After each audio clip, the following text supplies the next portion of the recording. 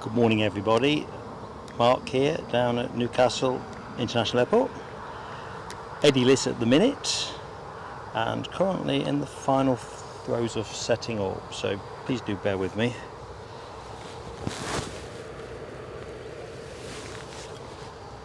I think I'm pretty much there.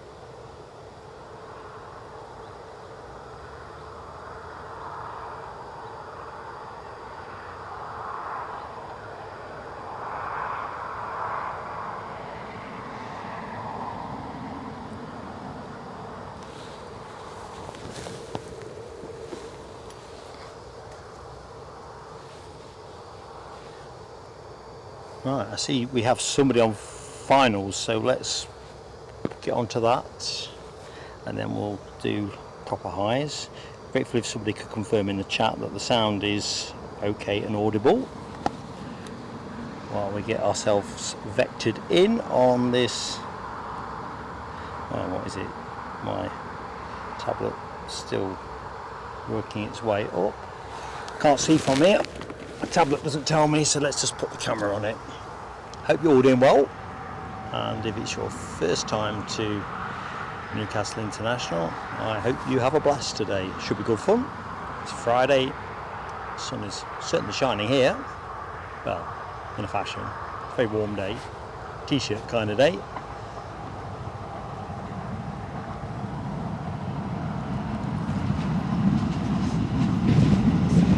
A little tiddler to get us going before we move on to the Boeing. My attempt at some kind of poetry. Blinking heck. Is it my illusion, or has that drifted a long way off the centre line before bringing itself back? Or was it just an illusion?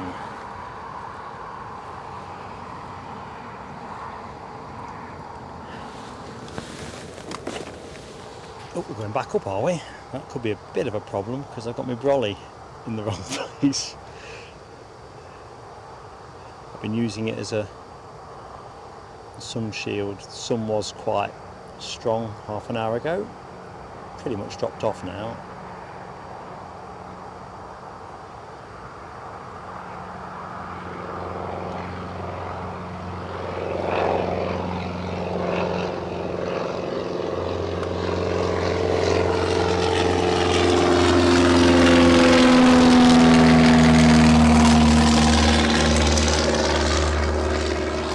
Go at that. So let's just see what the verdict was on sound. So I'm just going to zoom straight to the bottom of the chat. It's doing what Debbie's doing. I can't get the notes, but I know the figures. Illusion. No, I've not been at Eddie's Piriton. Let's just see if I've got any verdict on sound. Thank you, Gary Fleming, and any. Oh, my screen's just jumped, and 2 or 3 others I saw very kindly confirm on sound. So I'm just going to do the opening chat directly from my phone rather than the tablet, because this split screen view makes the first phase quite difficult for some reason. If only I could explain to you why. Eddie had a look at it the other day as well after we'd finished, but it just seems to be if you want to have too many screens on a single screen, you have to live with all that comes with it. So what can I see? What can I see with my Hawkeye? all messages, please. Looks like we've got an Aer Lingus ATR inbound on finals as well, having departed Dublin 40 minutes ago. So I'm just going to go from top of what I can see and we'll pick it all up in a bit. Dreamliner on screen at the minute, due out at 11:30. I filmed it around 9:30 coming in at the opposite end. I'm not going to put that clip into the show, but I'll put that out members first in a bit. And I see Kenji has very kindly supported plain sailing aviation by rejoining the PSA crew lounge, so thank you, Ken. Fireworks coming your way. We've reinstated the fireworks after a little bit of a tricky moment on Wednesday, and Ken is going to be testing them out for us, so thanks, mate.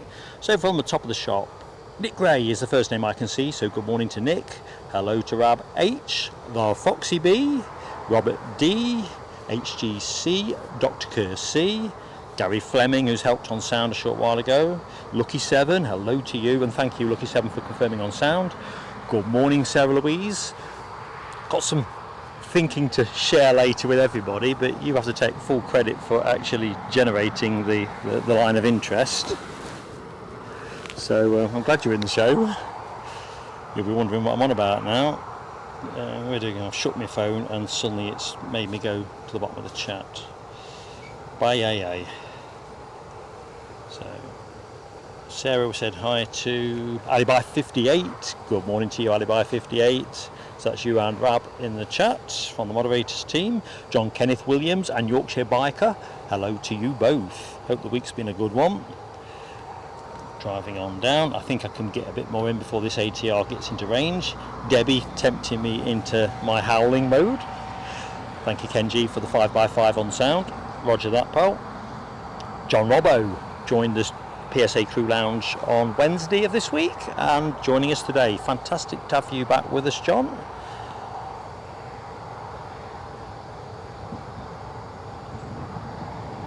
Alright, so we've got Ken's firework moment. Chipaz 1990. Hello, my friend. Hope all is good.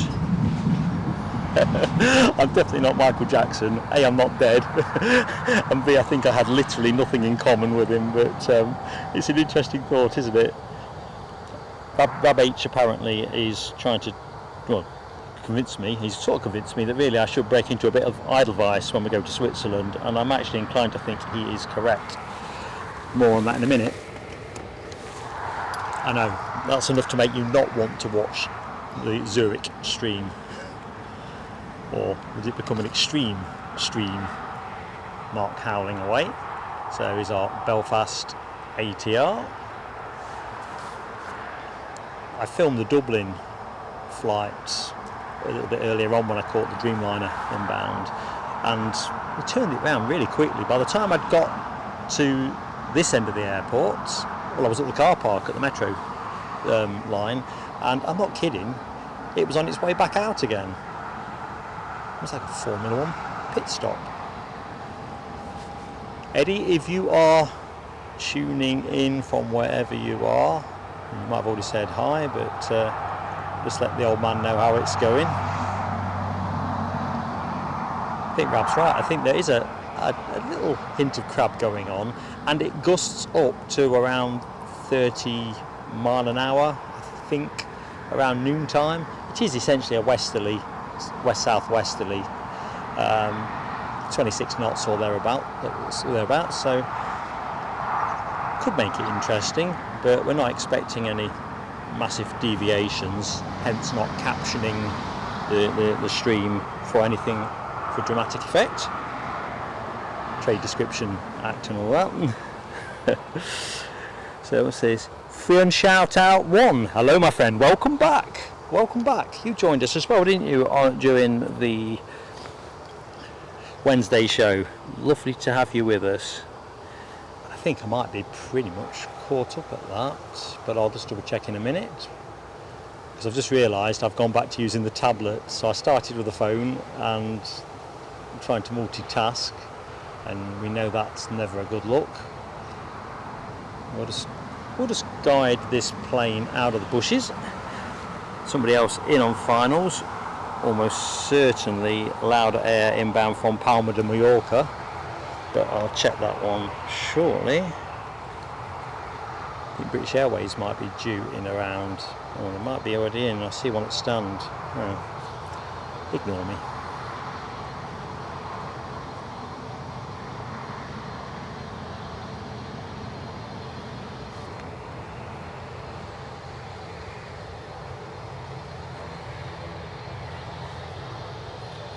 So you can see there from the windsock, it's showing a bit of interest. That looks more west-southwesterly intuitively to me, so that might explain for that degree of crabbing. We'll see what Meta is showing once we've gone through the opening phase of the show. Alright, inbound plane is closing at a faster rate than I thought. I wonder if it's that tiddler.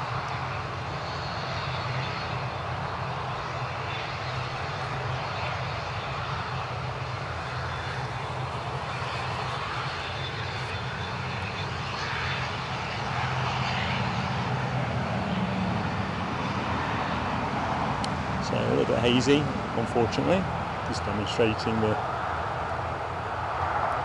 effect. But although the temperatures aren't special, 18 degrees or something like, with a feels like rating of 15 degrees according to the Met chaps. I think they're wrong about feels like 15 degrees. I tend to want my coat on at 15 degrees and I'm t-shirted up at the minute and nicely comfortable. Going up again, into you know you wanna pedal to the metal.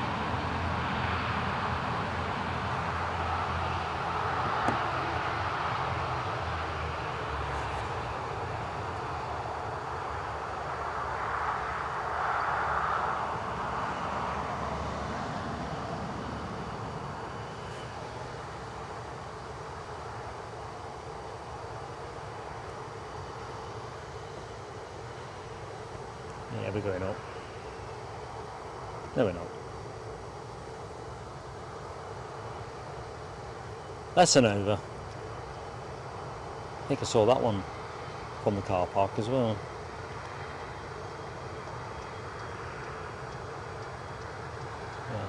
Let's get back to our Dreamliner, see what's happening. What is happening? So this came in from Manchester around 9:30. And I was just catching up with the chat, wasn't I? So where did I get to?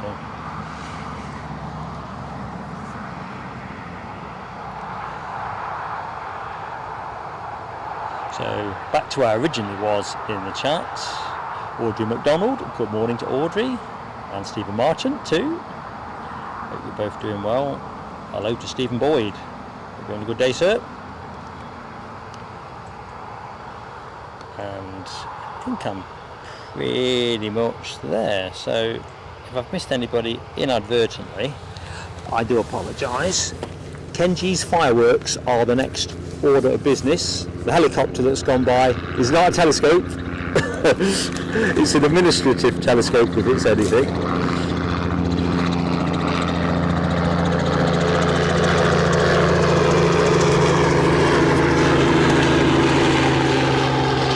Of course, I'm pretty certain we are going to see a lot of helicopters today. Northumbria helicopters seem to be having a busy old day of it, really.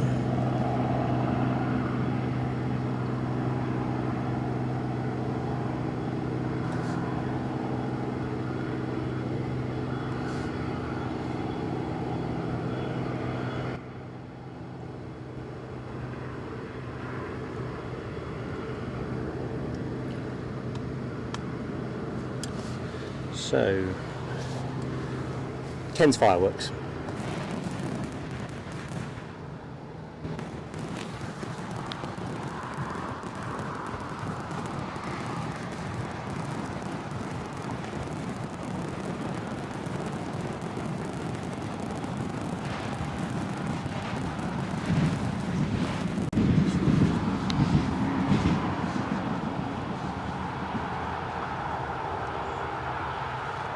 Might be a bit of a reach. Okay, we're in. Plunge taken.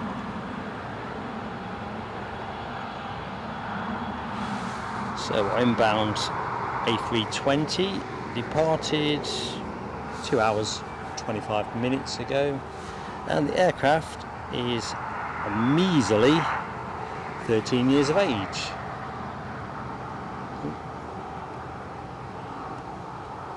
Sorry about that, team.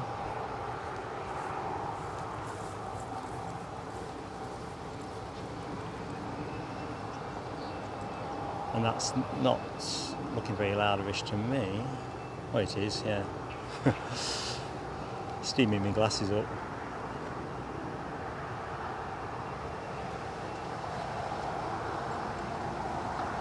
That's definitely going to be the purchase for next season's live streaming. Prescription sunglasses.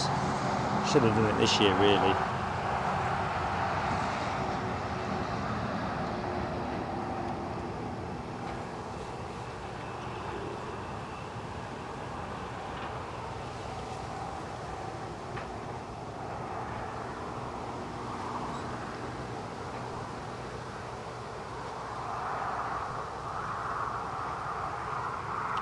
So weather prospects today could be interesting. We kind of got away with it on Wednesday, didn't we? It started spitting with rain on the way back to the car.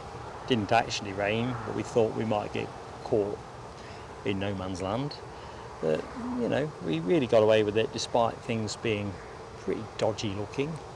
Today it looks better, but the forecast is pretty much 30, 40, even 50% chance of light showers. And whereas my best toggling of the rain radar tells me that might materialise around 2:45 for perhaps 20 minutes, we do have reasonable prospects of a dry show. I think the best thing is that we just don't have too much sun. That would be nice. And let's be honest, if we got a bit of a downpour and it gives us some spray shots, I think we'll be up for that too, won't we? I brought me rain jacket that I use for jogging. It's kind of like a big plaggy bag really, but it'll do if I have to. Plus I've got the brolly.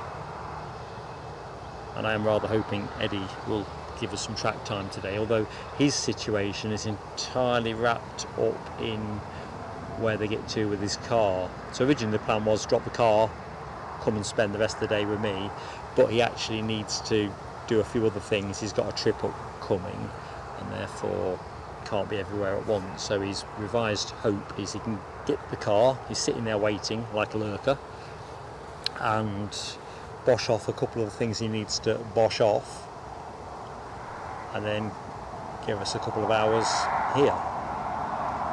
But I don't know, it didn't sound awfully good, to be fair, his car, as in like first hand. I'm no mechanic, but it rather sounded like it was missing a cylinder. I don't remember it sounding like that on Friday.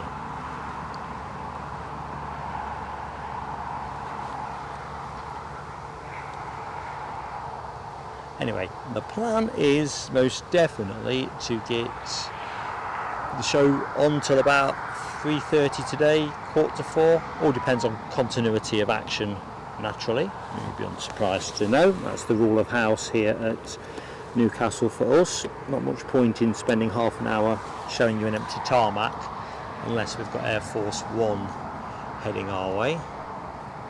Don't think we have anything to that effect. Looks like we're still boarding the Cancun flight.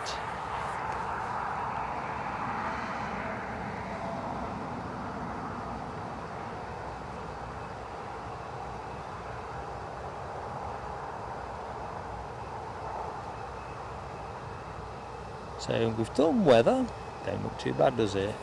In terms of action then, this Chewy is our first juicy piece of action, I guess. Juicy's not too overselling it. A Boeing 787-8 Dreamliner, named, I believe, Dreammaker. I've got a feeling Dreammaker's possibly still dreaming of a trip to the paint shop. I'm not quite sure from here. I'm pretty sure it's one of those that needs a bit of a freshen up. But I don't know.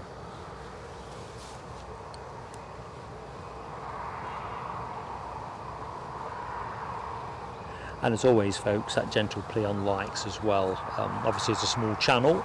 Likes for us are a big splash. The big hitters, they pile up likes like bricks, which is nice for them, and YouTube respond accordingly.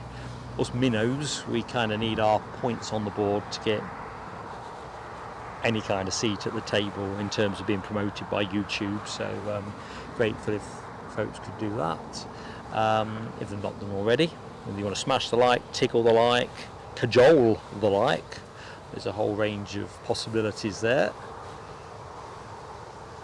Everybody excited there for their holiday. It's kind of interesting, they're only boarding through the front though, isn't it? Unless they've put the rear people on first, but I'm highly sceptical, but I don't know. If you're sitting on that plane watching the show, let us know.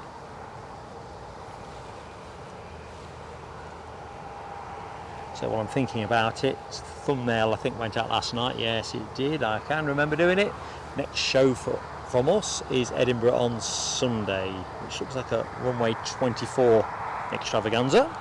Great array of action, so I'm hoping folks will be able to join us for that during the course of what should be, for you guys and girls, if we do it right, a very lazy, enjoyable Sunday morning plane spotting, live from 10 to 8 or thereabouts through till around 1:15.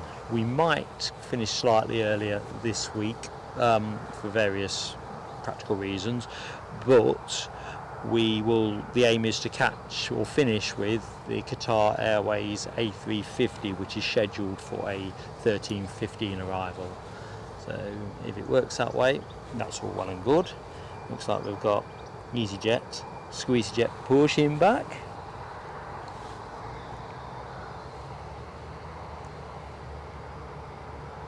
Funny, I can see the plane moving, and literally looking at flight radar, I've just seen the beacon suddenly light itself up.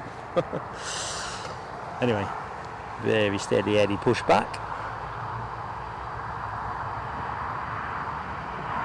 So Sarah Louise, I think I covered that entire in my rather opaque way. About 3:45, 4 o'clock. In fact, actually, let's say 4 o'clock, because I was being cautious about this. There is a nice plane coming in at 4 o'clock from Leeds Bradford, a CRJ2, courtesy of AirX. Now if that comes in on time, or a little bit early, I want to be there for it. If it's going to come here at 4:30 or something, we'll finish.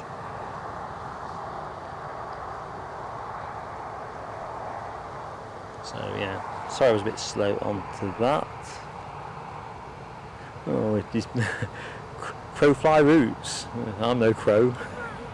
Mind you, don't know what it is. I hit a bird on the way here this morning. It weren't like a fowl or something. It was I don't know what it was. Like couldn't be very big because it didn't put a dent in the car. Nothing you could do about it. It literally come out of nowhere. But I was kind of reflecting on Wednesday's stream how I nearly got pooped on when I was going to the co-op the preceding evening, and then today I've managed to run a bird over. What's going on there? At least it wasn't a robin, thinking about it from a superstitious point of view. But yeah, you never feel good about stuff like that, do you? Ah, Sarah Louise is sorting out trains. Where are you going, Sarah Louise? Come on, nosy Mark. It's going to be fun.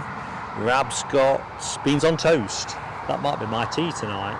I'm not sure. I quite like beans on toast. It kind of slots nicely into the week somewhere. What I think is a kind of palate refresher. So I scoffed my sandwiches before we went live, just to minimise any of that crunchy kind of sound. Never makes for a good show, does it? Mark scoffing from the trough. Disneyland. Do you know that Paris? I'm thinking then with the trains. We took Eddie there when he was about 7, 6, maybe it's even 5. He's still got his whatever the pirate of the day was. You know, those plastic swords, well, a cutlass. Thinking piratology, you describe it as a cutlass. It's still in Mrs. PSA's Eddie as a boy memory box. So. Yeah, all good really on that one. I hope the weather's good for you. We had a blinding time. I think we flew with BA, if I remember correctly. It was one of those, when they used to do stuff like this, 2 for the price of 1, as in 2 adults for the price of 1. And yeah, we had a great time. Can't put it more articulately. Stayed at my nan's house around the corner from Myrtle Avenue the night before. Eddie got the bejesus scared out of him by Concorde, if I remember correctly. In fact, if he turns up later, we'll see what he remembers of that. Nick Gray, you've got to give it a go, mate. Beans on toast, it's a great British staple. Although I think beans are actually an American invention, are they not? Baked beans? Let's see what the chat says with that. Mark Sanderson, good morning to you, sir. Chipaz doesn't like beans. Debbie likes beans on toast. You see, for me it's win-win. I like toast. The key is always nice bread, isn't it? That's the key to all of this.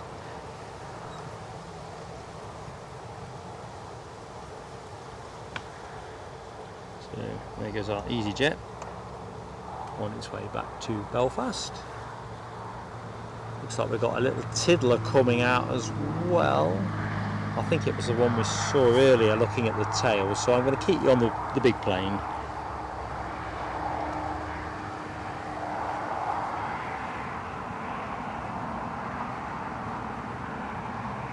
Yeah, Nick Gray, I would say, and let's just see what the chat say, because I know Heinz are not the only manufacturer of greens. They're ubiquitous, aren't they, really? Every supermarket in the UK will have their own brand of beans, some better than others, some without the added sugar, and everyone's got their own view on that kind of thing. But yeah, I reckon go for the beans ones. I think the ones I have might be the ones that say reduce salt or something. Mrs. PSA is pretty diligent on trying to keep me in one piece. But anyway, that's the way I'd go with it. Oh, definitely no sauce, says Rab H. No, you can't be saucing those up. And I like my sauce. They're saucy enough. Beans are saucy enough. Does anyone put sauce on their beans in the chat? Let's have a look. And Robert D says, yep, an American called Henry.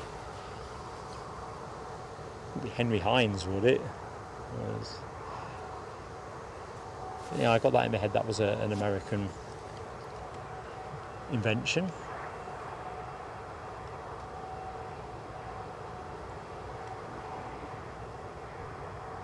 So here we go. Coming our way a little bit of correction, and away we go.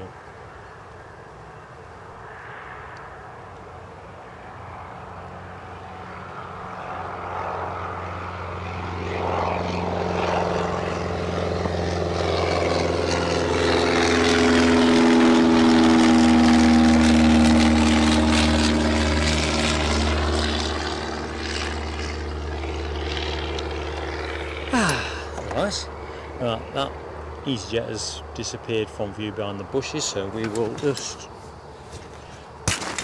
take a breather while I get my brolly back. Wind has found it. Yeah, you've got to have butter on that toast, really, definitely. Makes all the difference, as it would if it was plain toast with no beans or anything. Kenji, trains in a Piper Cherokee. Now that is very cool, Ken. Have you got any pictures you can share with us for another day? We'd love to pop some up on screen, that would be really good. Robert D says, Sun Express 6 minutes out, so running a little bit behind, if I remember correctly. They were at an 11:15 arrival, but we'll forgive that. Looks like a nice array of action. Ooh, Debbie Soup serves up with a bit of black pepper. I've never tried that on beans, but I can imagine that would be quite appealing. Mental note there, try that. So where did we get to? So did I say good morning to Finnair A50 fan Dallas, Australia? Well, if I didn't, I'm doing it again. English mustard on toast. Now that is something I've not tried, but I do like English mustard and I do like toast. Yeah. See, this crew knows everything.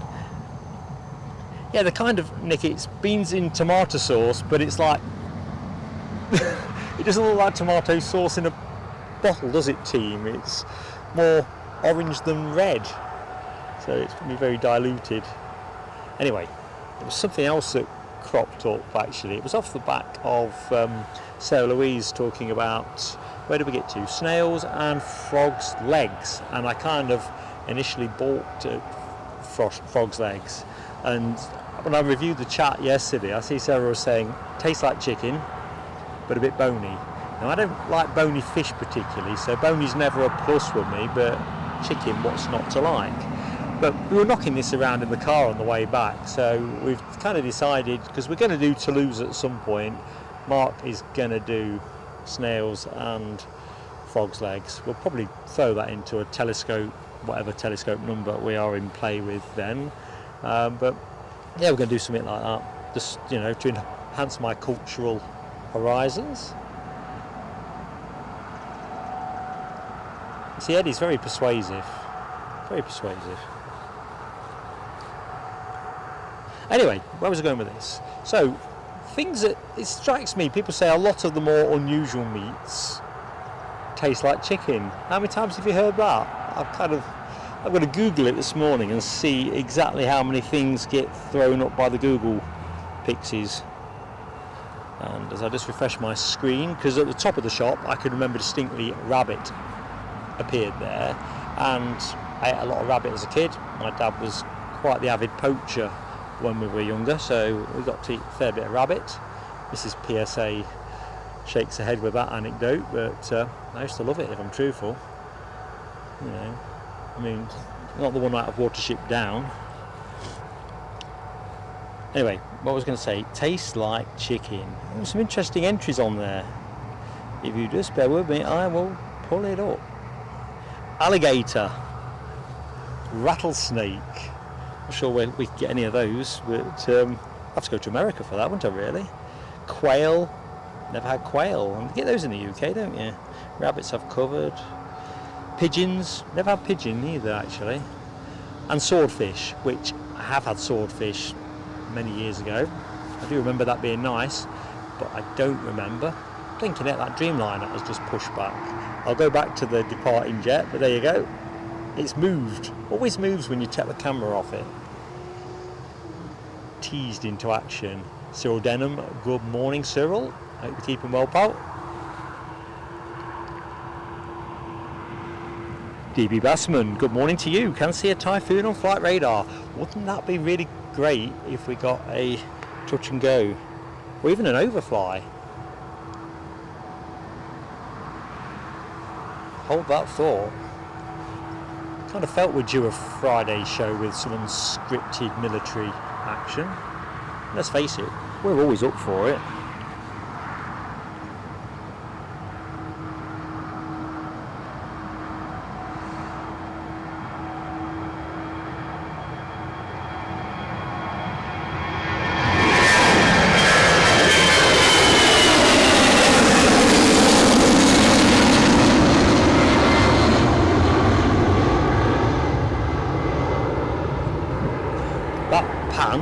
Was Cable Max, literally. I think I said Wednesday I had a quarter of an inch of slack to spare. That was that kind of territory, really.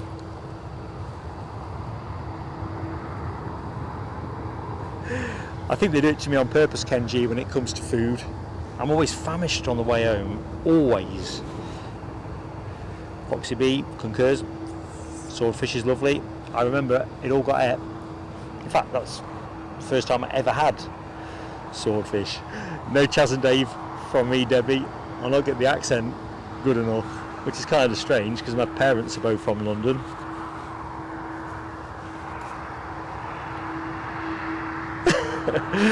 Mark Sanderson had chicken that tasted like a kind of small turkey. Never.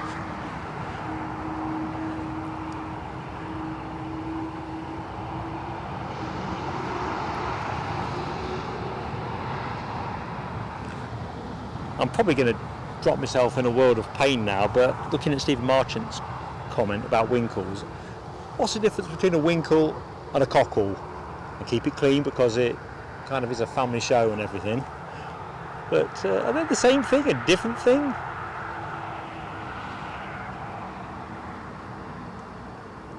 I'm always humbled by how much stuff I don't blinking well know.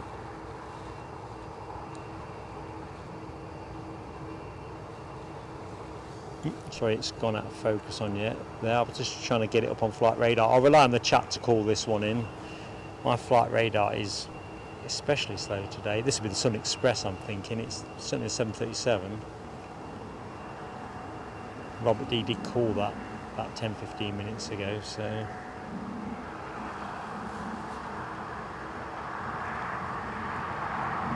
SA Sun Express. Dreamliner now taxiing out, so as soon as the Sun Express becomes obscured to view, we'll transition to the Dreamy, the Dreammaker.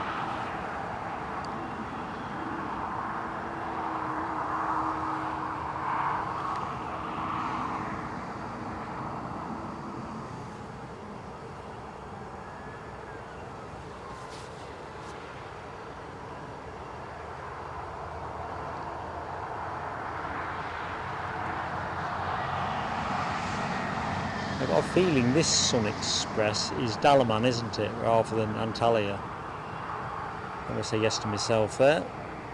Right, so that goes into the bushes.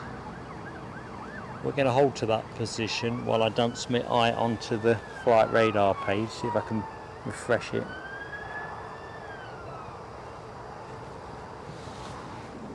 Oh, it's Antalya. So what Dalaman was doing in my head, I don't know.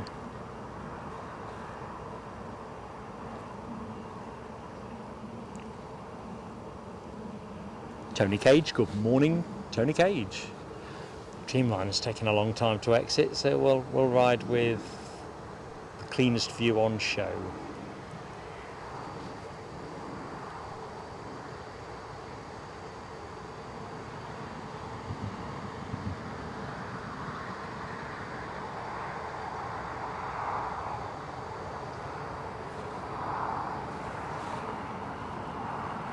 Helen Hibbins. Hello Helen. Happy Friday to you. Hope you're set fair for the weekend ahead. HGC said eating octopus didn't taste like chicken. It's an interesting one, isn't it? I've eaten octopus, but I can't remember what it tasted like. If I'm really candid, I thought it was fairly rubbery. Not unpleasant, but it kind of felt, in fact, I'm fascinated with the little tentacles on it. Or was it squid?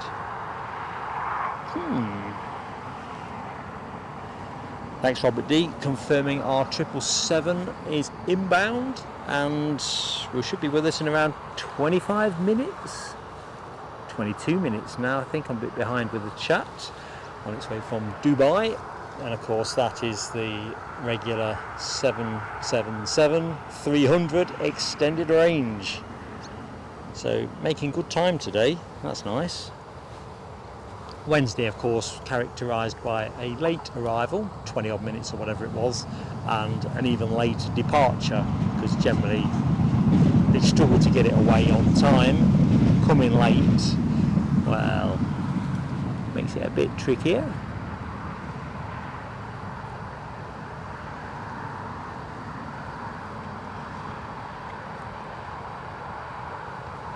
Sarah Louise says calamari, probably said that right, is nice. Can't say I've had the pleasure. What's it a bit like? Is it a seafood thing or? There's so many horizons to be expanded. Alibi 58, cod roe is amazing. I must have eaten an absolute truckload of cod, although haddock is my preference, but never had cod roe. Something else for the investigations list. Sam Third Away, good morning Sam, welcome to the show. Robert D says Air France pinging, so that's nice from a continuity of action point of view. I'm thinking that might be the gate the Sun Express is going for, because they're still holding over by the windsock. Anyway, enough out of me, let's check this baby out. As I say, I filmed this earlier, I'll share that with members first in the coming days.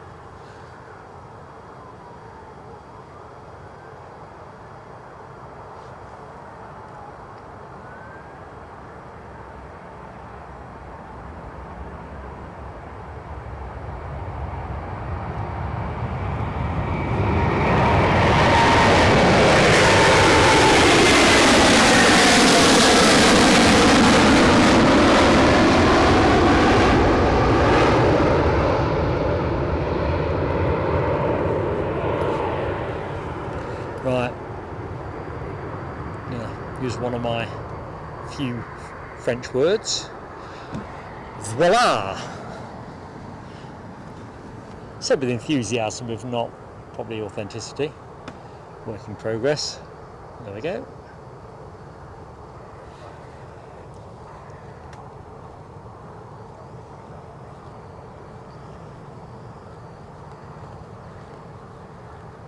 So this plane is off, as you'd expect, to Paris Charles de Gaulle, an Embraer 190 standard. And yeah, Sun Express are now moving, so I've got a feeling they might have been using the same gate. But there's plenty to choose over that side, so perhaps they're not.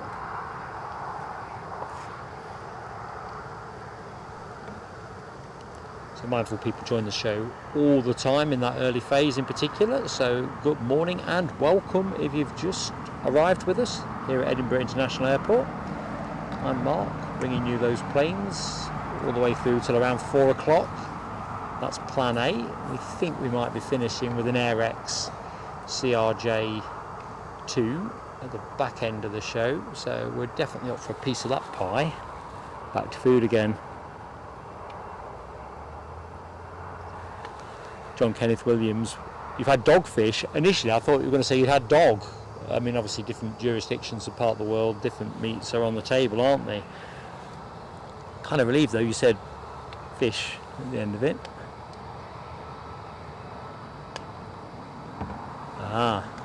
So back to my question about calamari. Tony Cage, not a fan. Oh, what's going on there? Fire tender. I'm sure what the device is in front.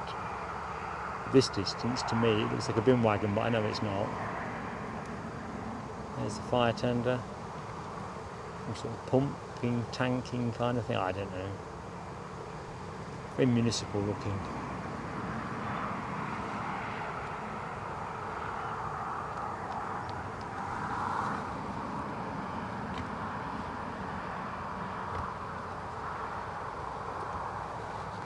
Debbie says, you can keep caviar. Never had caviar either. Oddly enough, it never seemed to be on the menu when I was a kid growing up. And my life fortunes haven't escalated any. Although I'm sure you can get it in different degrees of exclusivity. A bit like champagne really, isn't it? You want to go and buy a bottle of Asda champagne, you can probably get one for 10, 15, maybe 20 quid. Whereas if you want to spend thousands of pounds, there's always someone going to sell you that. Be a great job, wouldn't it, taste testing between all the higher end products, pretending you know what the difference is. Nick Ray might be off to Boston tomorrow. Well, I can't blame you, Nick. Always looks great at Boston.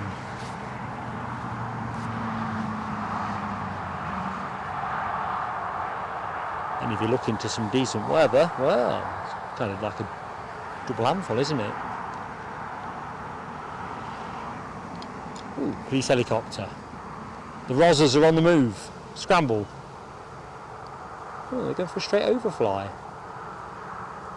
Well, fighting crime is a full-time business. Nice side shot for us.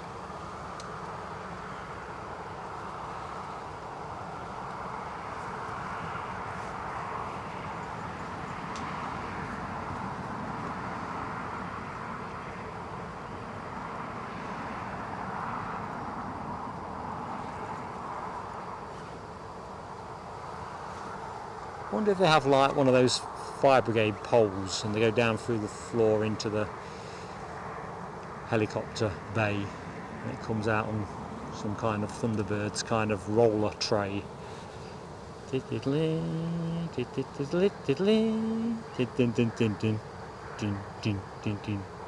Right, too much frivolity makes telescope, I'm on 18 aren't I? Telescope 19 becomes a risky possibility.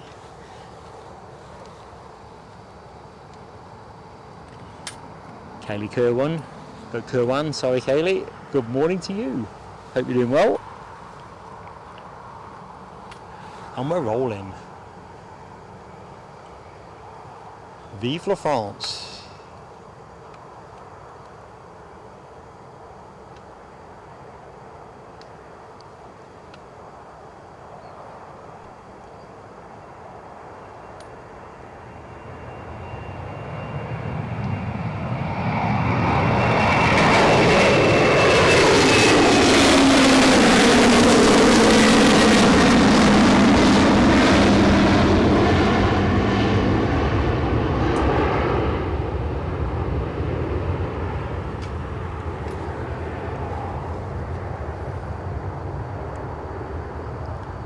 have a quick loiter with BA, because I've got something to show you. Just need to find where I've got it stashed. Just checking out some of that ooh la la magic in the charts. Let's have a look. See if I can get it from the beginning. Robert D, Debbie, the Foxy B, Gary Fleming, Rob H, Nick Gray, Sarah Louise, all giving plenty of entente cordial. Yeah, Tony Cage, pie, beans and chips would definitely do. I'd eat it now. And going 2 lines up, followed by a bit of apple pie and custard. Virtually any time of the day for that. Oh dear. Perhaps Eddie will turn up with some grub. In fact, I'm going to message him in a minute to see what the latest is, because he'll know whether he's knackered or not.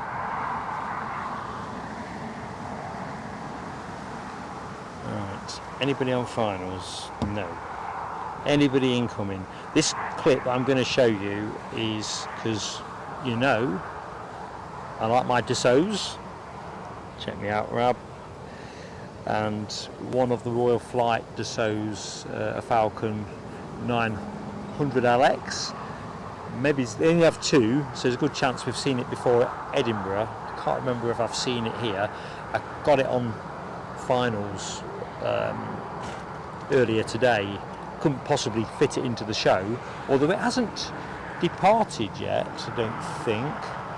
Can I just ask, you've not seen that Dassault Falcon go out, have you? The one with the Union Jack? Right, we might have a shot at catching that, because it was supposed to be going out to Ramstein Air Base around 10:25, and looks like it could still be with us. So, as nothing is bleeping, now I've not edited this next clip, and I watched the bottom of the chat in case there's something not right at your end. I've literally switched it from one memory card to another. But, so it's very... Anyway, let's see if I've got it where I think I've got it.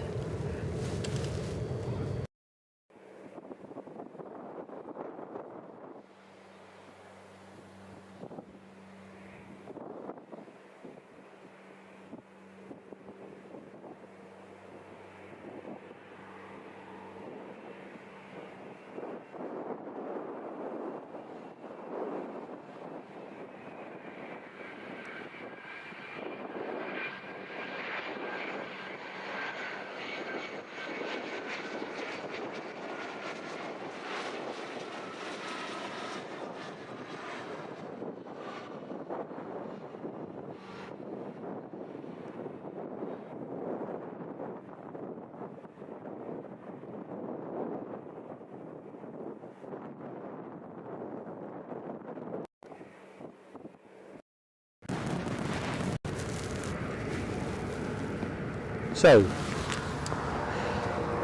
just bear with me while I get things back where they should be.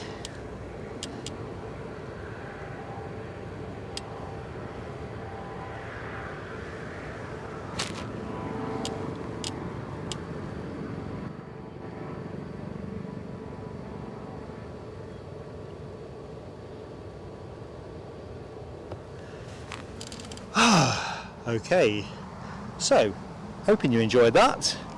Oh, John Robbo, there you go.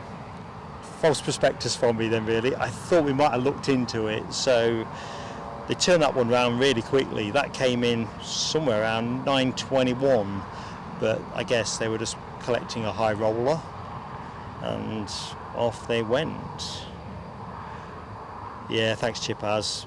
I thought I might get lucky. But with Rab, what a beauty. I love that plane. It's a belter. Just couldn't get hold of it into the sort of show parameters, which is a real shame. I might show you the Dreamliner arrival as well. I said I probably wouldn't, but if we hit a gap, it's nice to share.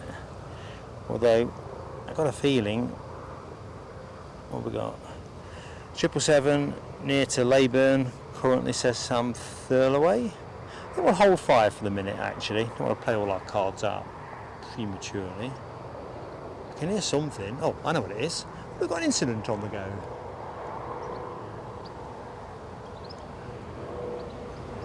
Now the interesting thing is, there's a gentleman at the gate. I'll show you now, he's gone out of view. When me and Eddie finished, see that sign? It's just white from your point of view. The opposite side of it, this was all put up after the show on Wednesday, and it talks about almost like not exclusion zones, but areas where Just Stop Oil protesters and Extinction Rebellion basically get the book thrown at them with the new legislation that the government brought through. Was it this year or last? I forget. So we wondered what it was that was going up. We thought it was something just going to say no access here onwards or something, but no, it's all to do with the protests. Apparently Heathrow had some earlier this week. Was it earlier this week or end of last week? And having had a quick look at the news outlets, I think Just Stop Oil have kind of said they intend to be disruptive during the holiday season across a range of places, so I don't know. Be interesting. Hopefully they won't be particularly prolific with what they're up to. Yeah, people spend a lot of money to travel, don't they? But, we don't do politics on the channel, so I'm not veering too deep into that direction, but it is an interesting dynamic. Pilot Delta Victor, hello to you, sir. Or ma'am. All right, Foxy B, Frankfurt as well. Interesting. That does sound like there might be a bit of a domino effect potentially across the different branches of Just Stop Oil and Extinction Rebellion, doesn't it?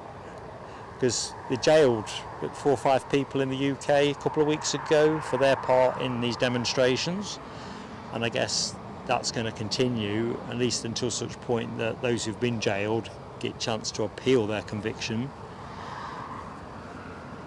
As long as we're not confused by the authorities as protesters, just good old-fashioned, harmless aviation aficionados, if that is indeed the right word.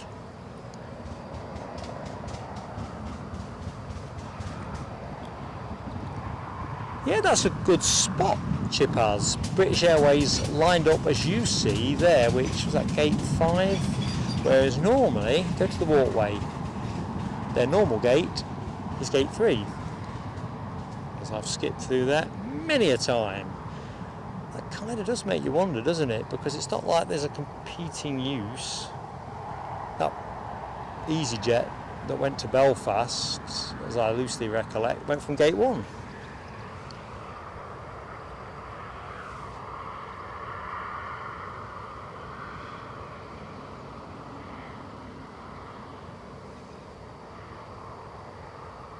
Well, look out for that one, Pilot Delta Victor.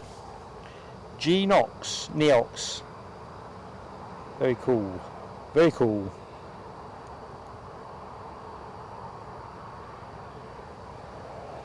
So do tell more. Are you a pilot? First officer? Are you going to be in Edinburgh on Sunday? Flying into Edinburgh? I think we nearly always see at least one BA 321, don't we, during the show? As this baby pushes back and ensures we've got some continuity of action. It's awfully sweet. So this one, GEUPY, so Golf Echo Uniform Papa Yankee, is 23 years of age, a baby bus 100. As it gets twizzled around. HGC gets the BA emoji deployed. Excellent. Could be a good opportunity for a water break. I've got a feeling most of the water's probably going to be coming from the sky, but maybe it's not yet a while.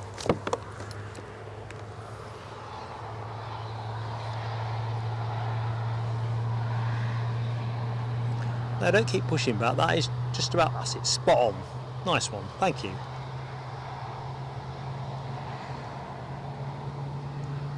We'll just take a single snap of that.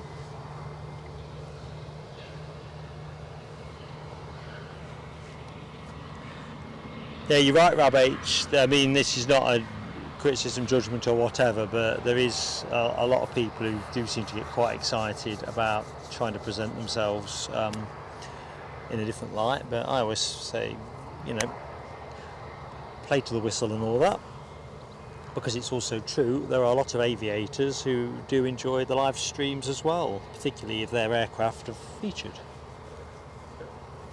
I think since we started doing video, we've had, for us, because we're tiddlers, we've had there was about half a dozen requests at different points for a clipped bit of footage or whatever.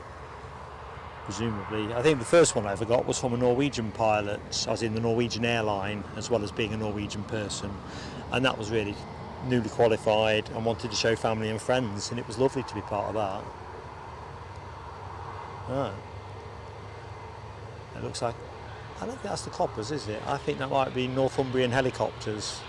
They've also been very active. Let's just get in a bit closer.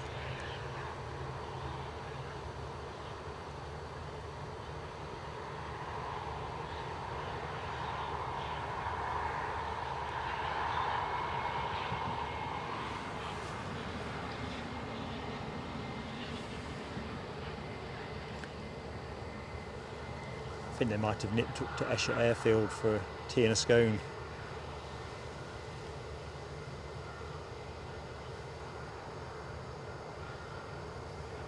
So, if you just joined the show, we are counting down to the arrival of our Emirates 777, second heavy of the stream. Not that long to wait now. Checking out all that chopper time emoji action as well. Gary Fleming, HGC, Foxy B, Ken G. See you, Red. Screen's lit up. And thanks, Robert D. The Lauda is pinging, and I can just see the tail. It's just pushing back and turning as we speak. Great shout out. Sorry, folks. It's got the anti-focus paint on it. Hocus pocus paint. Now you get the stealth bombers with their fantastic paint to avoid radar detection. So I think some of those choppers have got camera-defying paint on them as well.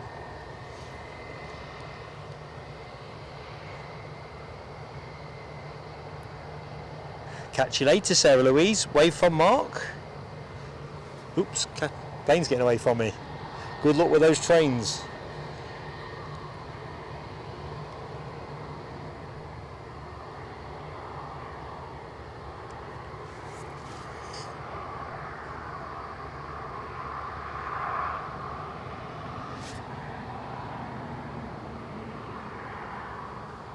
So, police helicopter, let's just go to that. This must be some kind of drill. It's still circling around and it's raining. Blow me down. I might have to go into contingency mode, but we'll do this a bit at a time.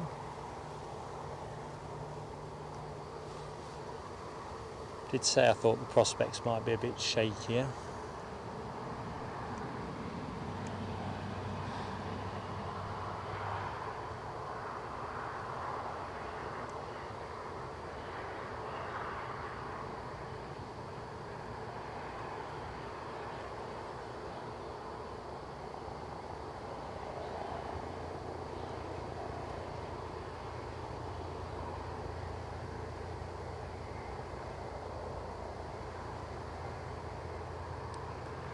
Right, well, we'll keep that one under watching brief.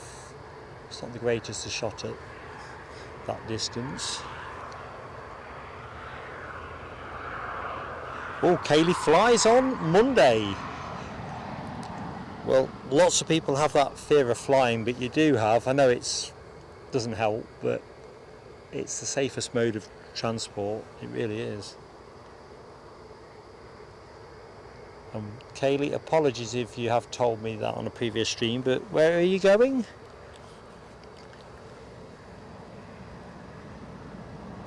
But Foxy B's exactly right. You will be fine.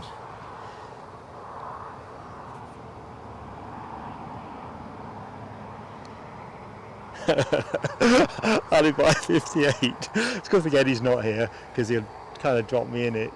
But you are right about non-aviators trimming up as aviators. It's worse than dad dancing. We talked on the last show, didn't we, about dad jokes and all that kind of thing. I think Eddie cracked one, didn't he, with, I think, Orkai Danu's disclosure that his wife was in Nice, and Eddie gave it the old nice, you know, and then we talked a little bit about dad dancing and all that malarkey. But yeah, dressing up as a pilot, if you're not one, don't do it. That's the only thing I can ever say. There's no good can come of it. No good can come of it. Just switching horses slightly, talking about being pilots. I don't know if folks saw this. It was, I think, announced earlier in the week, or certainly it percolated to my awareness earlier in the week.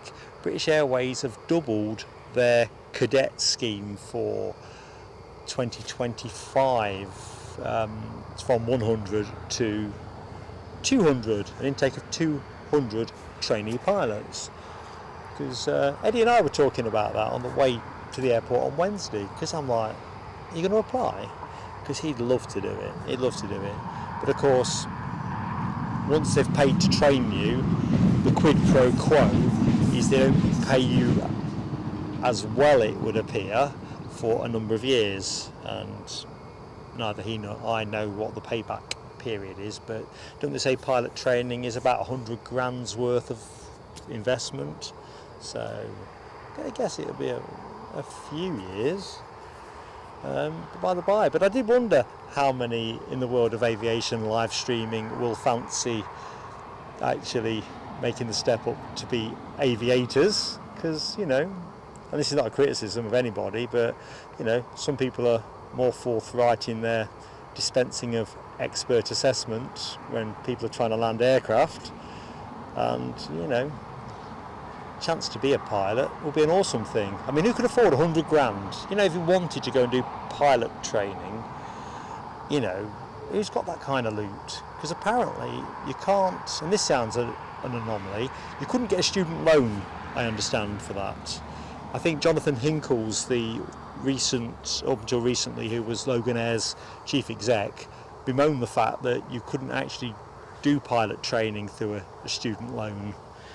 You can do basket weaving and stuff like that, but not so much on the pilot training. Mind you, it'd be an awful lot of debt, wouldn't it? 100 grand on a student loan.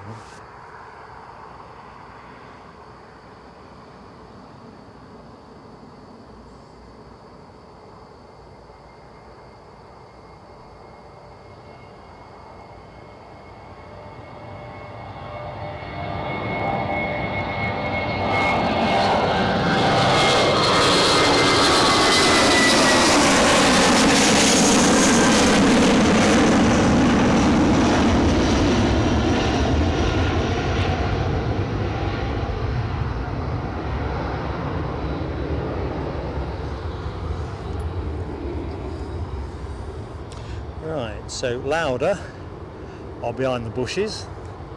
Foreground, everyone's ready for the triple. I can see the triple. Don't need to look at the chat. Let's just check that we're not losing any frames or anything ugly. Yep, I do like that.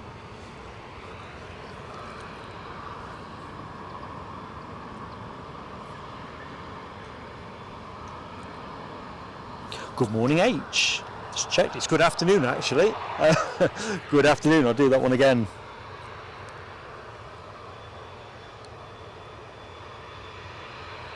So we've got a Beach King 350i just passing over Alnwick.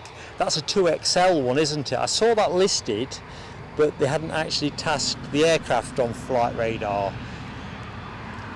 As it goes, 2XL only have one example of the 350i, so that's all good.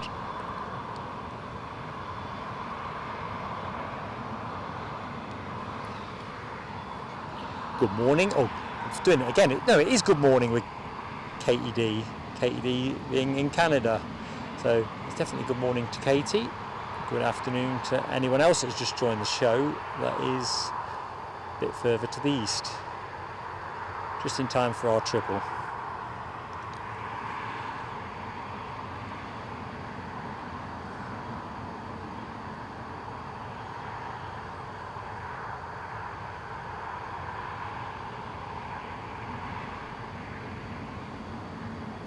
It definitely said gusts up to 30 mile an hour, 26 knots around midday. Definitely not happening. Aer Lingus are just pushing back and turning with their ATR. As you can see in the background, Lauda Air shortly to depart. I'm guessing that's off back to Palma.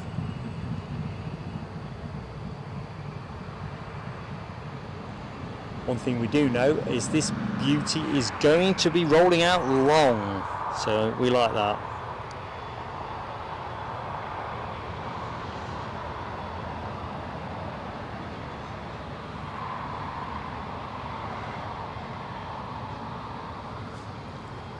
It's interesting, wasn't it, that when this departed on Wednesday, and it was lost on me at the time, I think Eddie said it, I think someone picked it up in the chat, the departure ended up being number one, made it number one tracked plane in the world for a little while. There's a thing.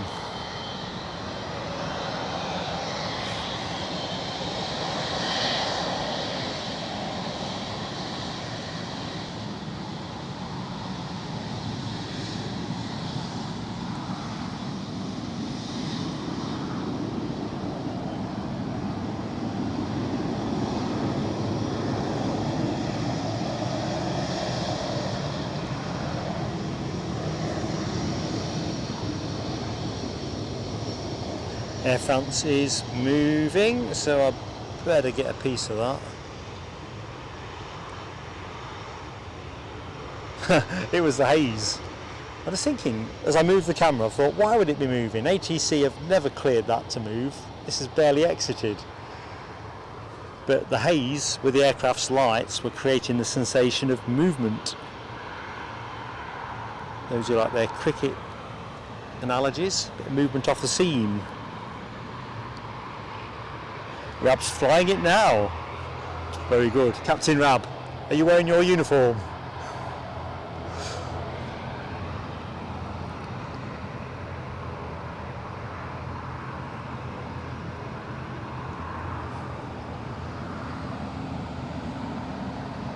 Right, it definitely is moving now. We should be able to get back to the 777 by the time they get to line the jet bridge up and put the steps on it.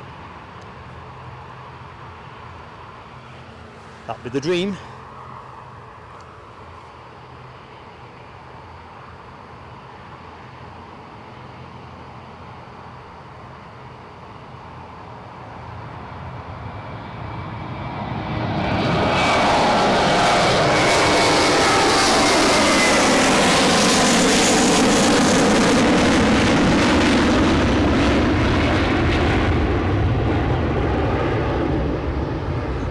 Bye, amigo. Right, where's our triple? Give me a triple. Whew.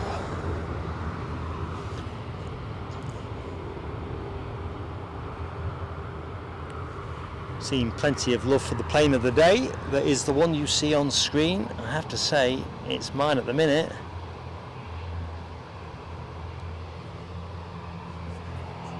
Ah, certainly not, says Rab. Very good, mate. I didn't think so.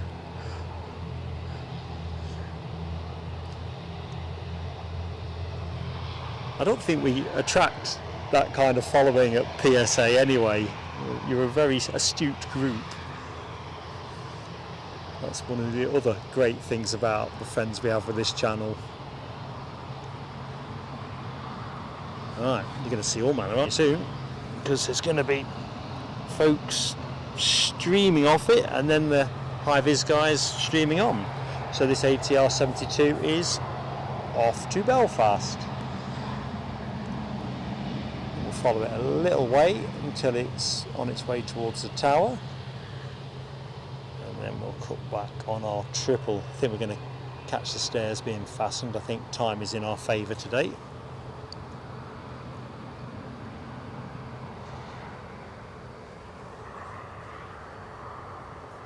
Tony Cage, I cannot wait for that moment at Edinburgh either.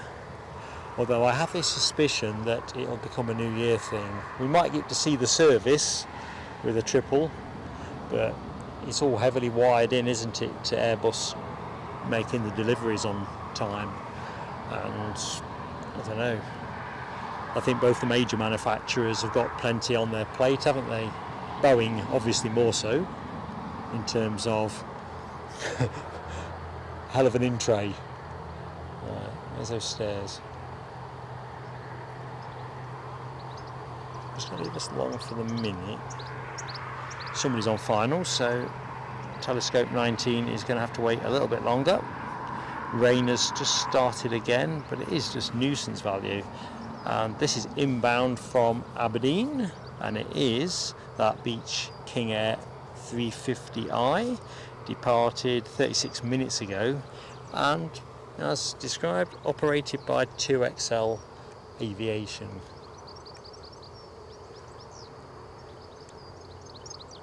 I think we might see this go out later, but I could be conflating that with somebody else's.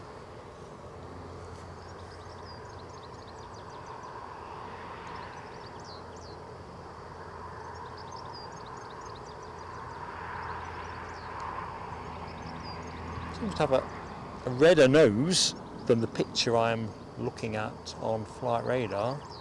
It's almost got a Norwegian vibe going on.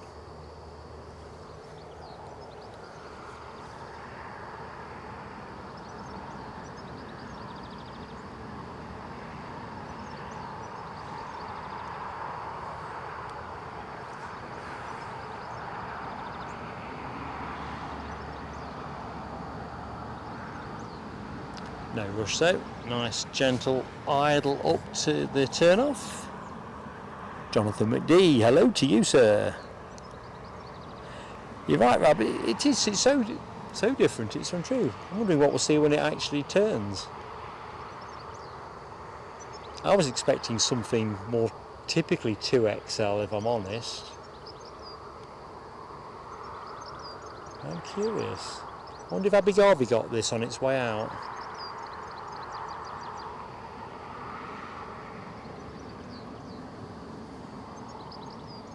It's a cleaner shot without haze. Just taking the one picture there, it'd be hazy, but that is distinctive. What do you reckon, folks? Hit, miss, maybe. I'm just going to pivot in a way you would not expect me to. That is my plane of the day at the minute. Can't believe I'm saying that. But, you know me?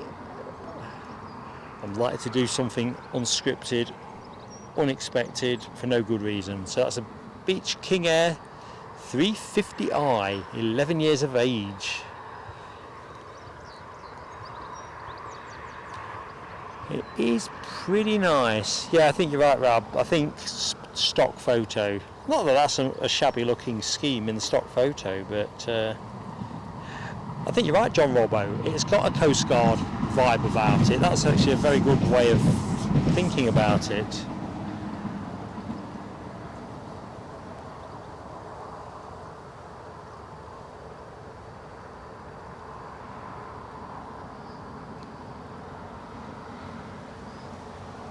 Tony Rivers, you have been a super friend to the channel and I appreciate this so much. Sorry I'm a bit slow catching up.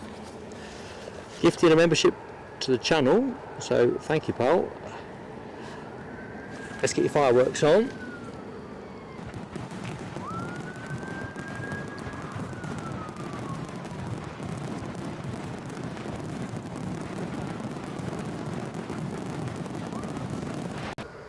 And the thing I love, as I never tire of saying, is that it's gone to someone in the show, Kaylee Kerwan. Kaylee, I hope you're going to enjoy that. Tony, you're a star.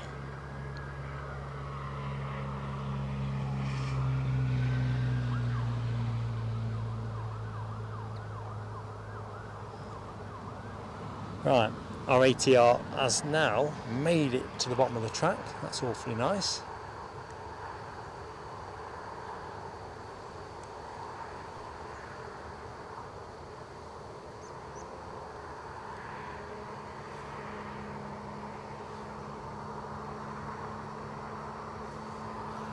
We might be rolling. Hang on a minute. Am I not keeping up here? So I'm getting confused.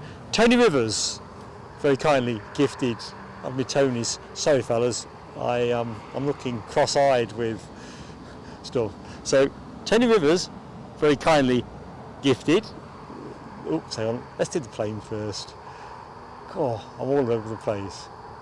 And I've seen Tony Cage has very kindly dropped 5 memberships. And I've seen Tony on the screen, green background.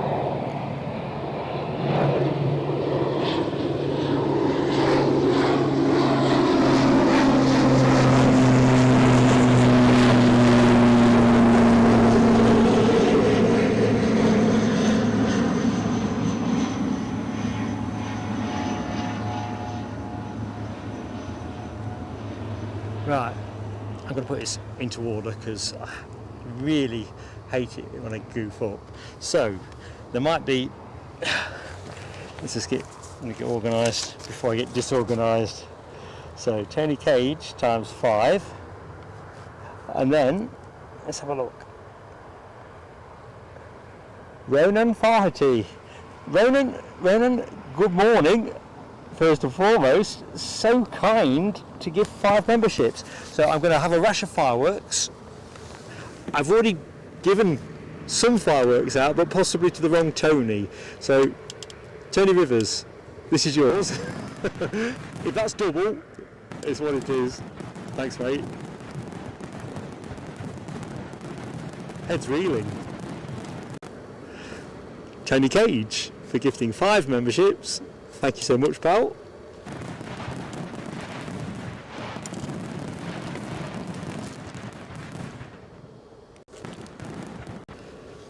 And Ronan Faherty, thank you so much for gifting 5 memberships. I'm staggered. Thank you so much. Fireworks for you.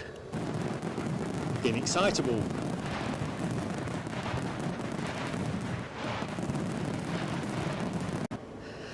And so you know, regulars will know, and certainly anyone that watched Wednesday will know, everything that's in at the minute, well, it always goes on content without exception, but for forward planning we're focusing on the Zurich trip, boxing off that. It's a done thing, we're going, but that's where everything's going towards. So we've paid up front for the things that we need, which is just the way it rolls. And if we find ourselves in a surplus to that, so everyone's streaming off there. Somehow I missed the steps being clipped on. Glasses are steamed up again. I wished Eddie were here. In fact, I was going to message Eddie, wasn't I? Because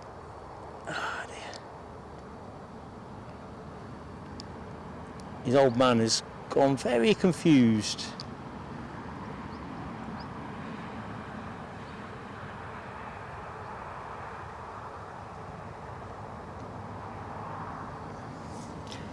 And that's a good point, just scrolling up the chat. I've just spotted a comment by Alibi58. Doctor training's another one, isn't it? Is it 7 years at med school or something like, which is essentially university? You're talking about mind-blowing expense. I mean, fortuitously for my parents, I was not smart enough to go to university anyway. It was never a choice or a thing, really. But when you think about it, I'm sure it couldn't have been pro rata as expensive back in the days of old. As I say, we don't do politics on the channel, but it is just something as a parent and a member of society, you do kind of just wonder, because if you don't get people training up for these expensive careers, stuff don't happen, important stuff. Right, I might be a little bit off beam with the chat because that rash of generosity. Audrey's met him at Esher. That could be me, or is it Eddie? Probably Eddie, I'm thinking. Yeah, he is the sensible one, isn't he, Audrey? Audrey's well placed to make the judgment. His old man flies by the seat of his pants, which is not what you want for an aviator, is it? You do not want to be taken to Magaluf by anyone that's flying by the seat of their pants, because you want to get there and you want to come into the airport feeling good and everything. Eddie's got it going on. He has got it going on, but I don't think he can, well, his words, not mine. I think the dislocation to doing training at this stage of his life, now he's got a young family, it would have been ideal for him perhaps 5 years ago. And I think the moment's kind of past him. Which is a shame when you think that British Airways, and it's not, oh, somebody's on finals I can see, unless it's an Eagle. Pretty sure it's not an Eagle. What can you say, really?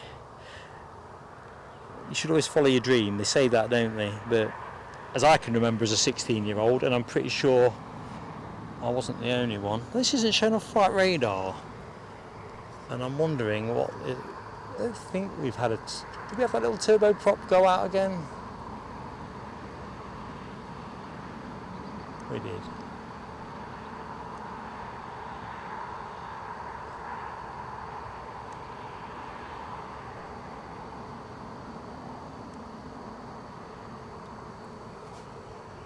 Because once you've trained as a pilot, you know, if you're going to get, they always say, don't they, they'll try and keep you local if they can, blah, blah, blah, but generally most new starters get dumped on in some way, don't they? So if they say, well, actually, you know, you're going to be posted at Heathrow and you live up in the northeast of England, you know, you've already taken a pay cut to pay back your training, and then you've got to live somewhere, you know. Not an easy equation to square off. I wish Eddie was on the show, because he could actually put a bit more colour in that.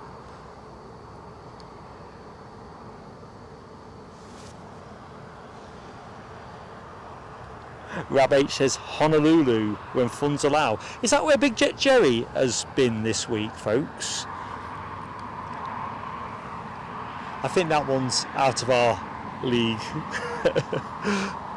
I'd be really happy during the sort of life of this channel.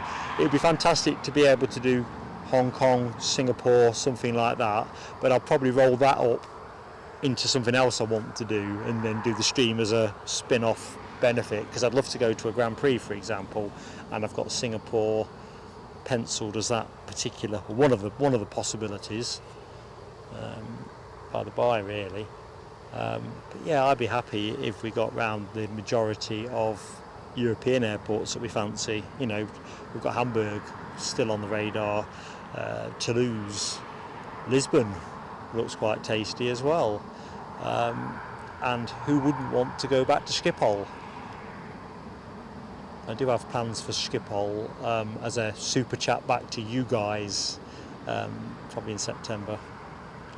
Although that could easily be Toulouse. It'd be one of those things where if we have to do plan B rather than plan A to get better value out the financial envelope, so be it. Heathrow Live! Hey up, Jay, how you doing? I've just noticed in the chat you are in there somewhere. There you go. Lurking while working. Good stuff.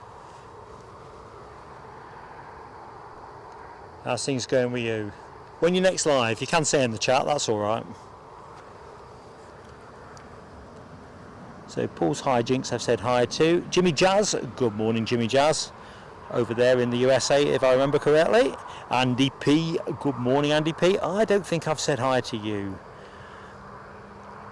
My organisational skills have absolutely fallen on their backside today. I think the two Tonys baffled me with some very generous membership gifting. Suffice to say, I'm just collecting myself again.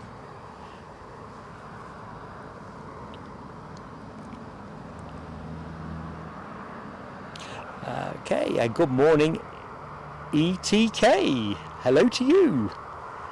And you've picked up one of the gifted memberships. In fact, let's get back up to the gifteds, because I told you I was all over the place. I normally like to call out the names if I've got the bandwidth to do it. So we know Kaylee got one. Then it was to Tony Cage's 5. So let's have a look. Olivia Grace, ETK, who we've just spoke to. Whereabouts in the world are you at the minute, ETK? Jimmy Jazz, who's in the chat and I recollect lives in America. GRWW, now I'm pretty sure GRWW lives in Texas, which is a pretty broad canvas, I know, but for some reason that's what I think. And Rachel London, so fantastic stuff there. And then Rohan Faraty's gifted 5 are Kerry Ann Lammy, Paul Lang, M&L loves Disney, who doesn't? Andy C, Bob the Boulder, and Dazapai. They make up the famous 5 for that second batch.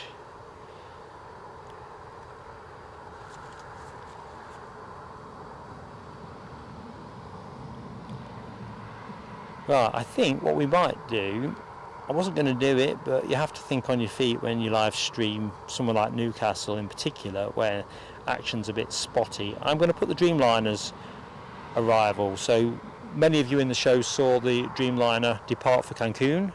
You didn't see it's a positioning flight arrival from Manchester around 9:20 this morning, and I think I got it for you. Might be a slightly longer clip because I wanted to edit it down. It wasn't planned to be used in stream, but you know what, action is action. Les Donaldson, good afternoon to you, sir. I can hear the helicopter again, but can I see the helicopter? Just bear with me while I look to see where to spot it. Feels like it's to my left. Then we'll go to a little clip.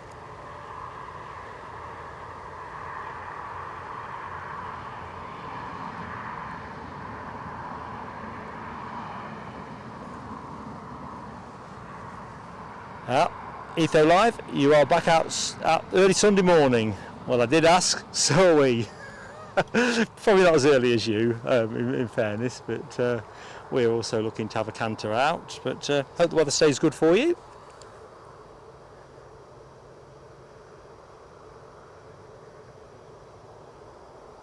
Right, I'm going to put that clip on. I can't see. Oh, hang on a minute.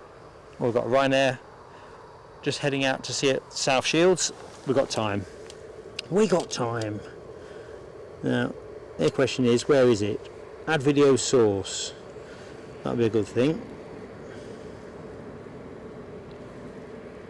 I think it's that one. Now, I know my job's to know. So we have time very quickly to show you this Dreamliner arrival, I think. Here we go.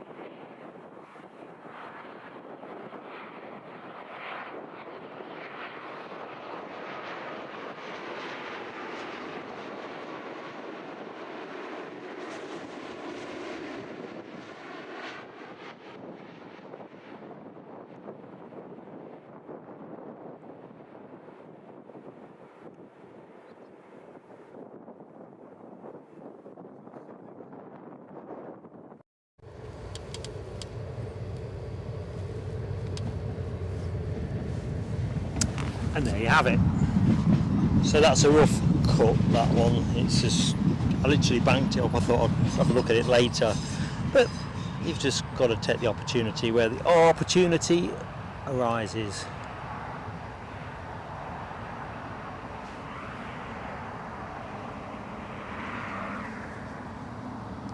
KTD asks about the power lines. It kind of does look like that, but they've they've got plenty of margin on them.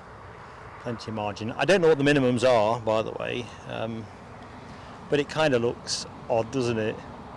But then you think about how low the plane's coming over houses in like Heathrow, Myrtle Avenue, places like that, and you think, yeah, they've got a fair degree of tolerance to that kind of risk.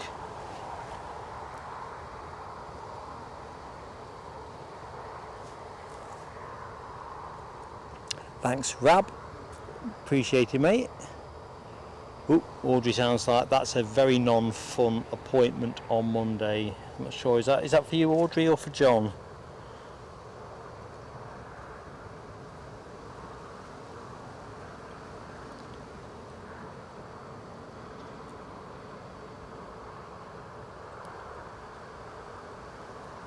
Yeah, Heathrow Live. It's funny you ask about the Emirates Triple in the new livery.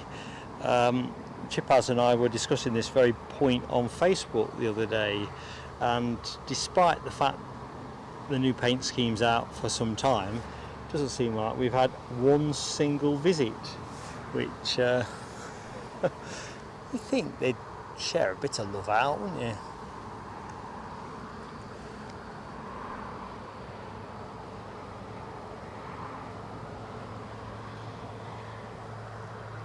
Right, according to my flight radar, we should be having a Ryanair 737 MAX 8, 1 year of age, registered December 2022, in with us from Alicante, having departed 2.5 hours ago. My flight radar says 2,650 feet. Oh, I can just about see it.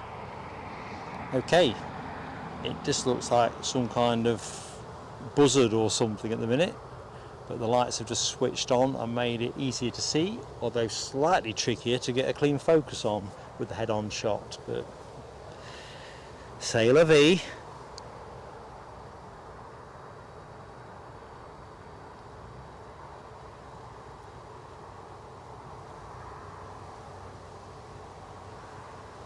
So we get to see the triple go out later, mercifully, which is nice. So Audrey is for you, is it, Audrey? Well, much love from me to you and on behalf of Eddie.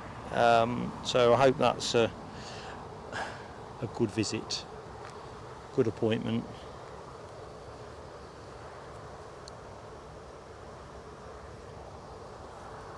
Tony Cage says Glasgow has had a couple of visits from the new livery.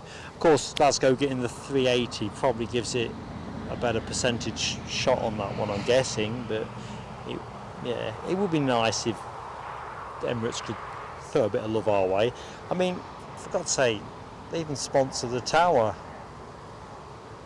although I think they could probably do with getting something to buff that up a bit. It's not exactly jump out, is it?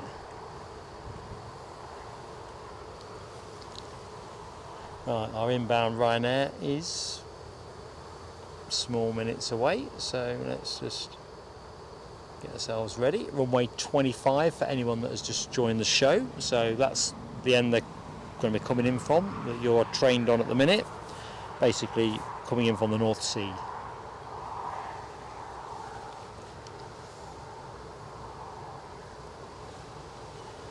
And there's our bird. As I say, the headlights, the landing lights, are going to be a bit of a nuisance. So we'll keep it longish for the minute, and then as the angle tweaks a little bit, we'll dive on it.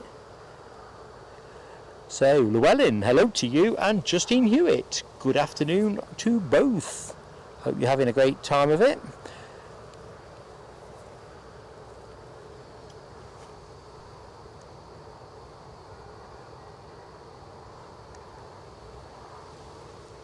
I do love a Friday show.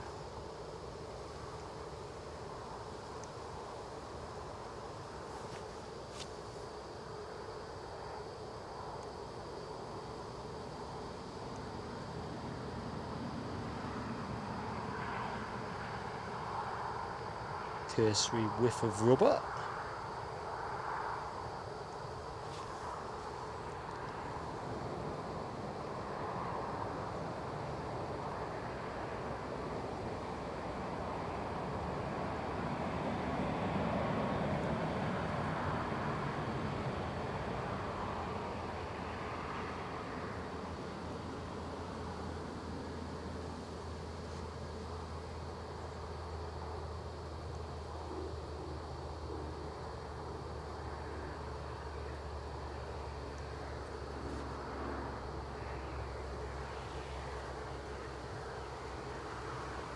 kind of surreal today. There was a chap to my right earlier on doing a bit of filming, and a young lad I think turned up briefly, but a lot lighter on spotters today. I suppose the weather is a little bit less certain, for want of a better way of looking at it. Now, I'm going to hazard a guess, gate 4 for this baby. Let's see if that is in any way likely to be correct.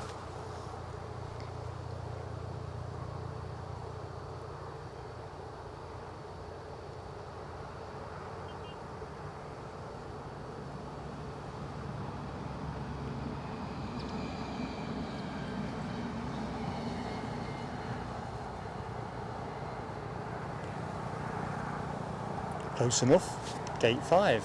That's a little bit better.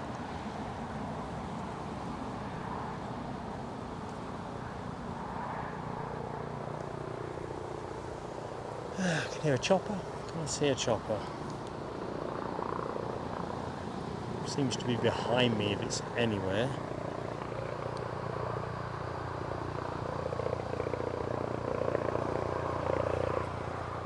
Ah, got it.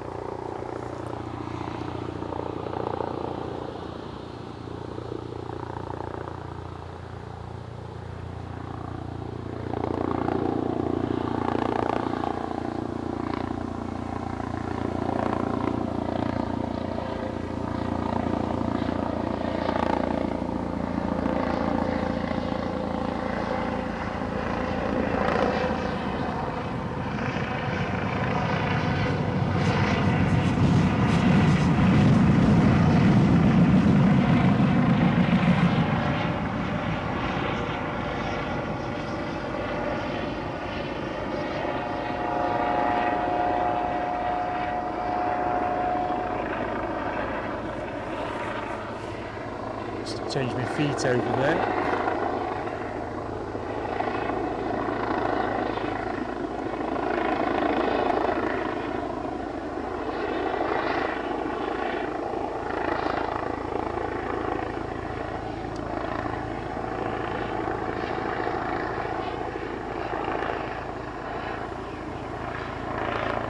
I think I might have to let him go.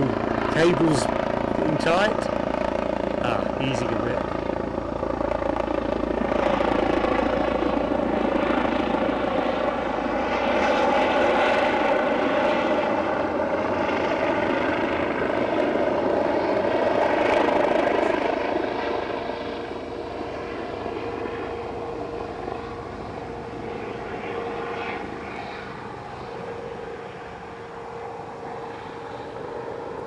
So there was me filming him and him filming me.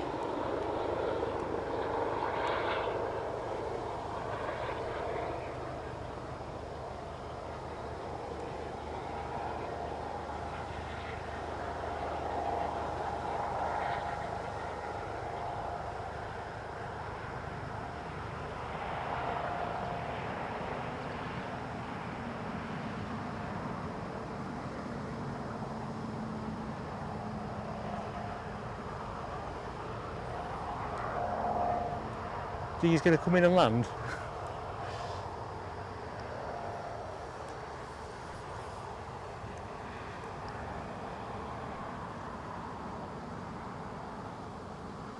Sorry I'm bobbing you a bit. I'm just trying to get my feet into it. I don't normally film over here, as in where this is now.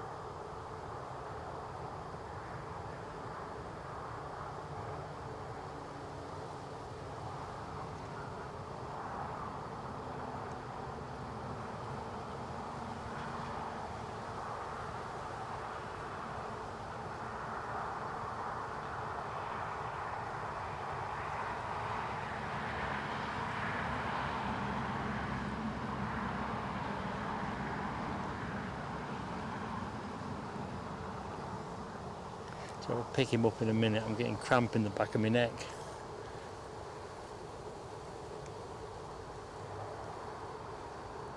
I think this is something of an extended patrol.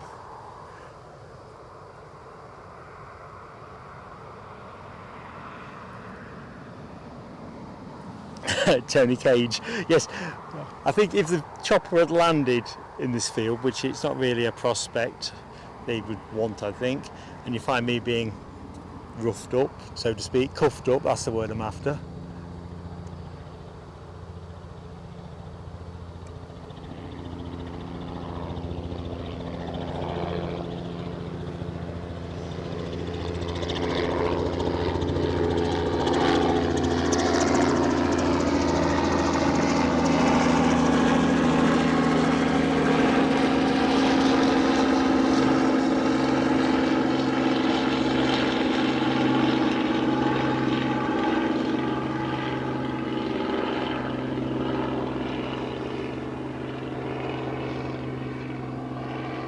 Well, chopper day today.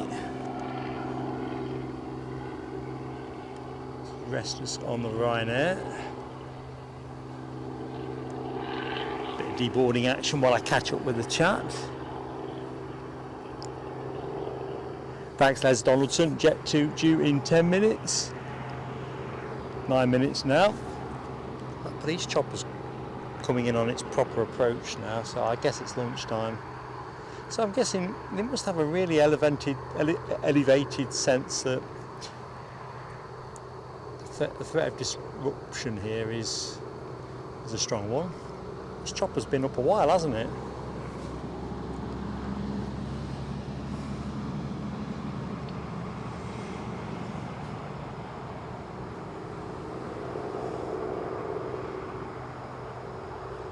Choppers everywhere you look. Not quite Aberdeen, is it? But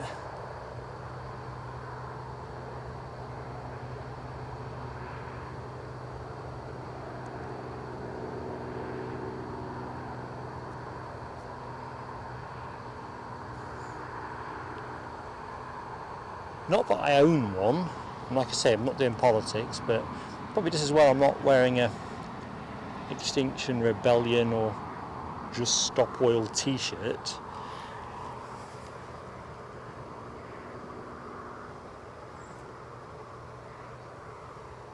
Oh, I did not know that. Justine Hewitt, that is a incredibly relevant fact that if I had done better homework I'd know. So it's Newcastle Airport's 89th birthday today. Fan dabby dozy. 89, eh? None too shabby.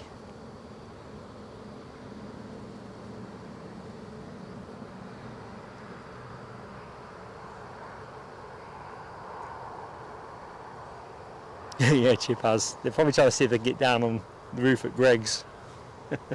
Can't fault them. That reminds me, I've got to ask Eddie where he's got to, so I'm just going to WhatsApp him. Or zap him into WhatsApping. Eddie, where are you?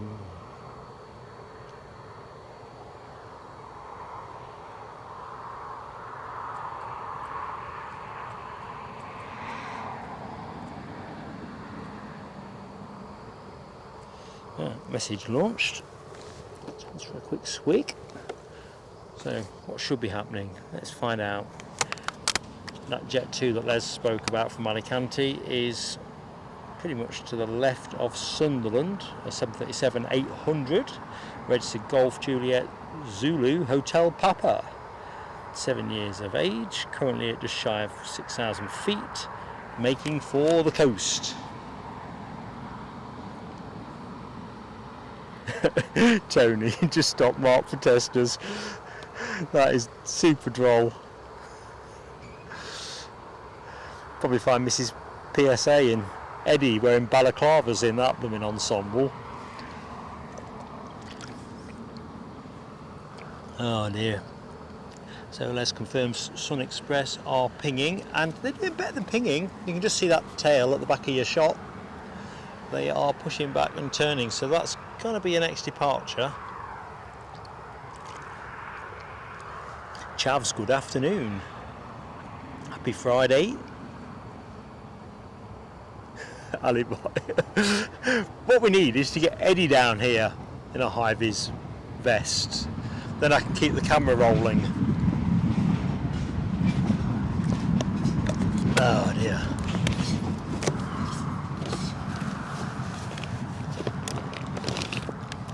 That would be interesting. Probably the kind of interesting that would buy me a divorce, but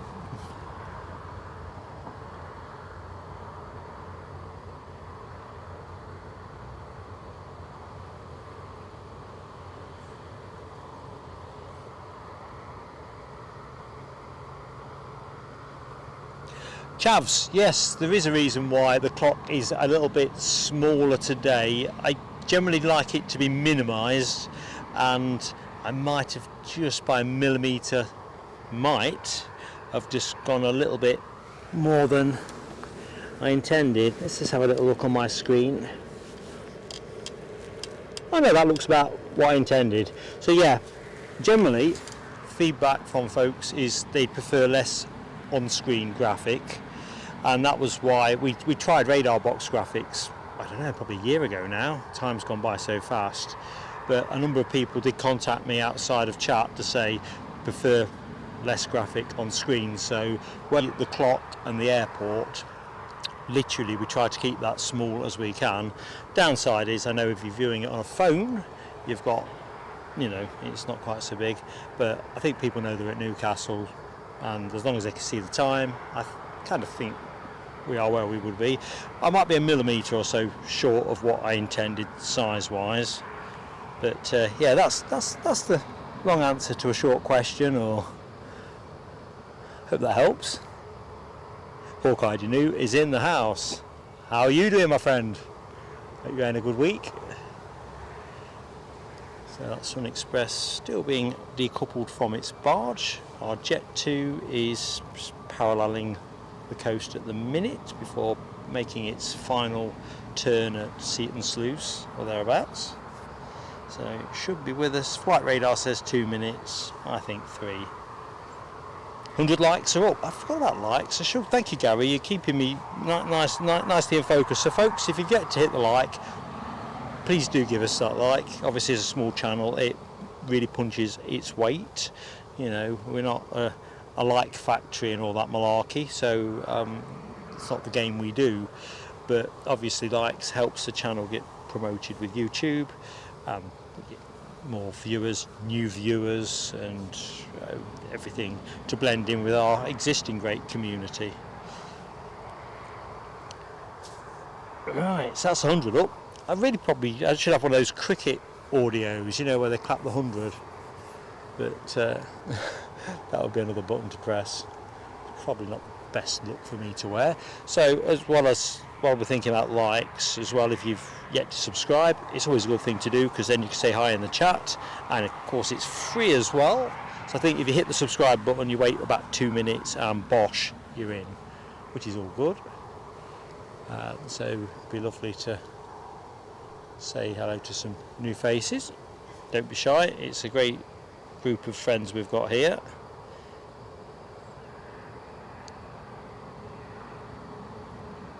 Now, to be honest with you, chavs, I kind of think that these things are what I call, when I used to work anyway, iterative journey. So you start off in one position because that's kind of what you want, then you pick up the contrasting views, and then you try to find something that straddles the middle when that's sensible to do. And I think graphics are definitely that.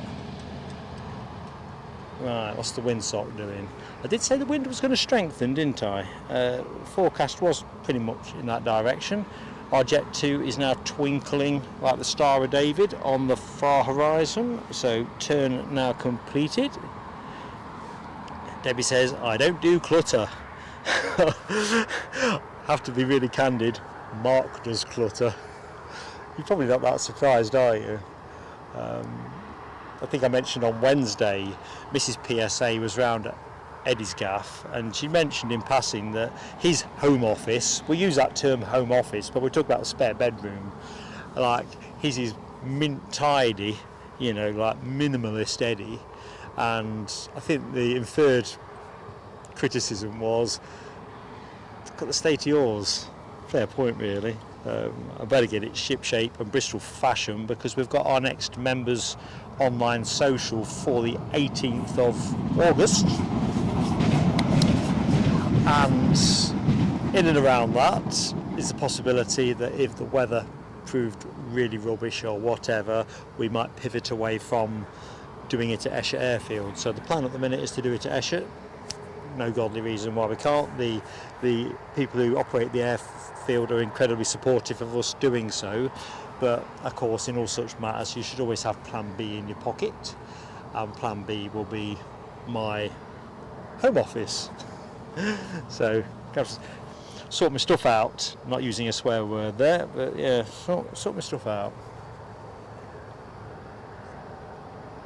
I like to think of myself as creative, like a degree of mayhem. Let's see if Eddie has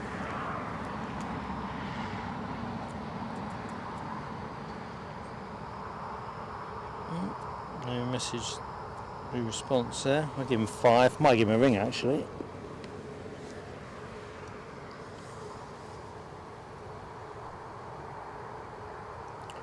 Right, Jet 2 pretty much where we want it, so let's go there.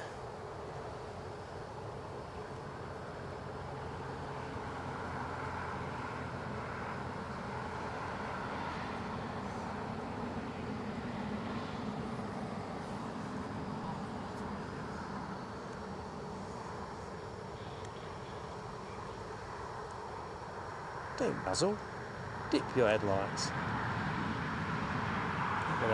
Let it run on just a little bit more. Wiggle it just a little bit. I want to see you wiggle it. Right.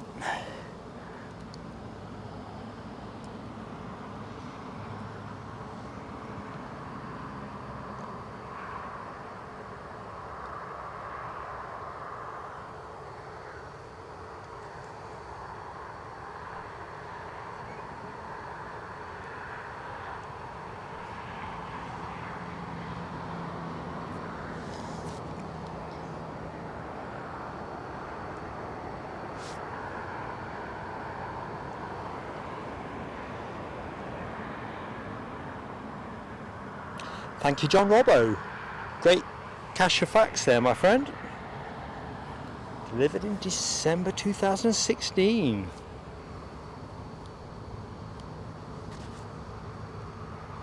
They're quite ubiquitous, aren't they, the jet2.com. You know, so same with like your EasyJets, your Ryanairs, anywhere outside of Heathrow, you're going to see plenty of those in the UK. But it is a livery I like.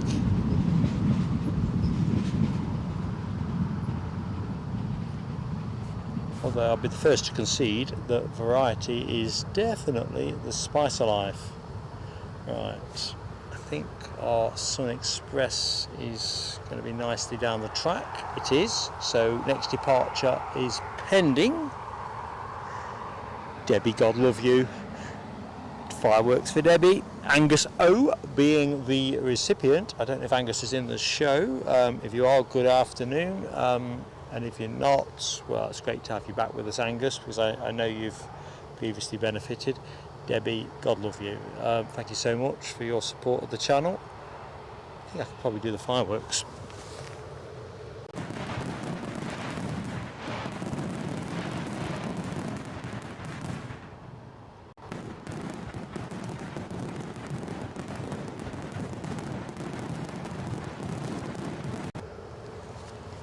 Right, fireworks, Sun Express, notebook.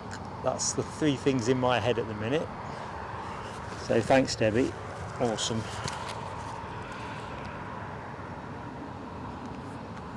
Oh, and ring Eddie. I think we'll probably let this go.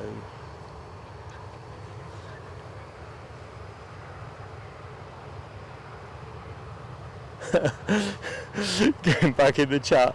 Hawkeye Dinu. Can't be me that's responsible for that, is it? I'm going to get a raft of litigation, aren't I? And if it's not for ear damage, it will be for some kind of other anguish, trauma. A remake of The Howling, literally howling. Oh dear. Has to be said, you lot are ruthless.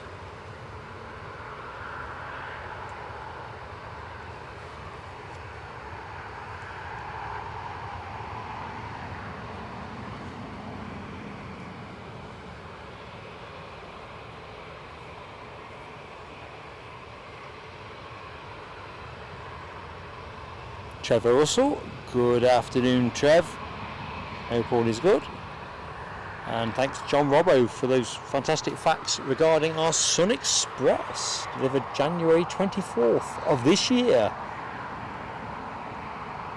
Very nice.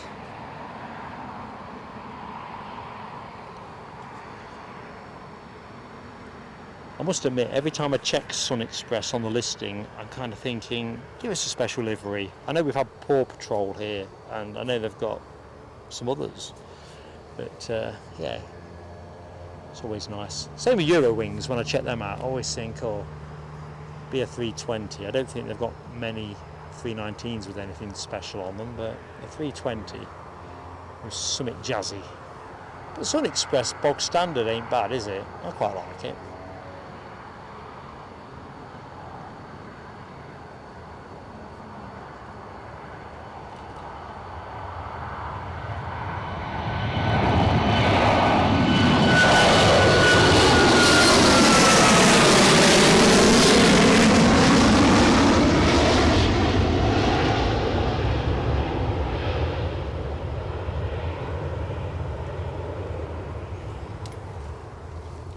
Yeah, that'd be nice.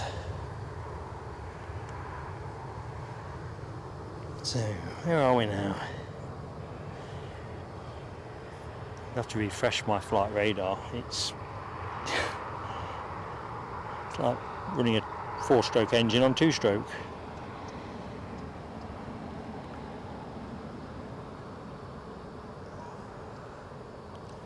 So I thought I heard the start up, but then I thought maybe it's somebody got a big lawnmower.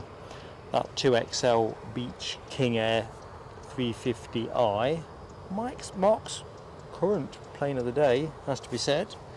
You wouldn't deduce that from the flight radar photograph, but anyway, that is transponding. I've definitely heard the start up on that. Nell W is in the house. Nell, how are you doing? I hope you're having a good week. Hawkeye Danu, I think every day is enhanced with a retro. Blinking heck, it's just come out like a... Sorry, a bit urgent on the cam.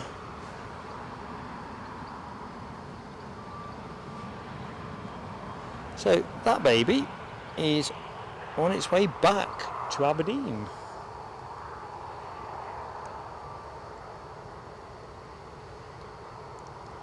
So we've got later on in the show, I have to be honest, my memory is a little bit hazy, but we've got a Pilatus PC12 I think I'd seen listed. Got a funny feeling around 1 o'clock, but I'll have to check that. Got a Pilatus PC24 towards the back end of the show. I think that one is operated by Platoon Aviation, get the words right.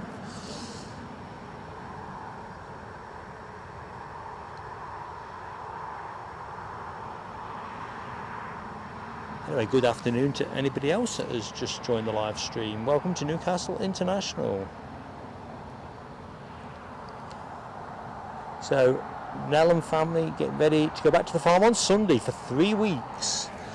Well, hope you have a good time. Better time than that. Didn't we say the farmer had, can't remember what you said he'd done now, broken his foot or had some other injury? But no, I hope you get a good 3 weeks.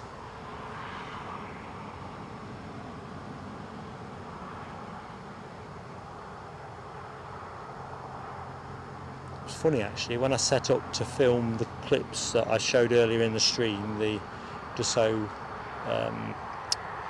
900LX and the Dreamliner amongst others, the farmer in the field in front of me started cutting grass for feed, and I'm not joking. I think the first plane I filmed, I think it might have been an EasyJet, he actually drove across the shop, can't be helped, but literally turned up 5 minutes before that first plane in the sequence came my way. I always say, be lucky if you can't be good. Now I can imagine LW. What's a broken foot? I bet it's in one of them big boot casts, isn't it? Whereas I'd be laid up using it as a total excuse to do absolutely next to nothing. Of course, if you're running a farm, you know, joking aside, you can't do that, can you? Britannia 079, hello to you. Good afternoon, Mark. Just talked about the PC-12. Ibiza to Manchester last night, 3 hours 44 minutes. Look, we're rolling, and it's starting to spot with rain unless something's happening.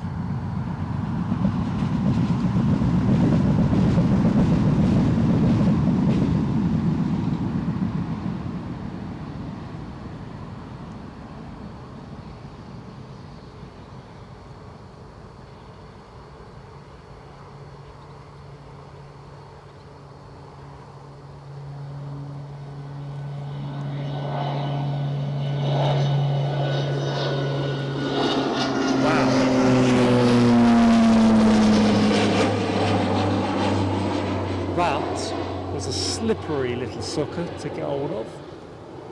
Sorry I didn't catch that cleanly, team. Looks like we've got a Ryanair boarding party over there.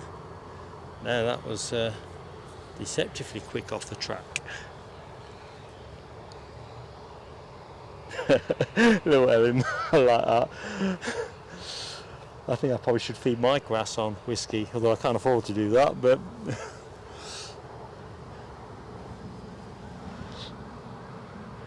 you can't whack the sound of the prop, as HGC says. I always find myself increasingly drawn to the sound of turboprops, if I'm truthful. I mean, who doesn't like a noisy big jet? I mean, we do, don't we? It's what we like. But there's something more distinctive about props in that the sound and the different sounds. And well, it reminds me of something else, kind of legacy really from Wednesday's show. So Eddie was musing on the name choice for the next generation RAF fighter, apparently calling it the Tempest. And in chat I referenced the fact that I was pretty sure it was a World War II serving aircraft. It's going to pan us to the left. Jet 2 look like they're all making their way off from the inbound from Alicante. Anyway, long story short, I got it into my head that it was a carrier-based aircraft, which was actually a red herring. It is no such thing, but it is. I was right about it being an iteration of the Typhoon, which in the end sort of transitioned from being its intended fighter role to more of a ground attack aircraft. Anyway, while I was doing all of that, just random stuff, because you know what I do for random, so there you go. There is a Tempest. That's a Mark II Tempest, that baby. Anyway, point of note, I suppose, is that at low altitudes, apparently that was the fastest single-engine, propeller-driven fighter that served with any nation during World War II. So it only actually entered service early 1944. So it, you know, didn't have a big slice of the action in that sense, I guess. But there you have it. Left service with the RAF in 1953, although I understand it served on for many other years in a number of other nations. What nations, you ask? I don't know. I was in a rush. Anyway, funny, isn't it, how a conversation takes you off in a bit of a sidebar.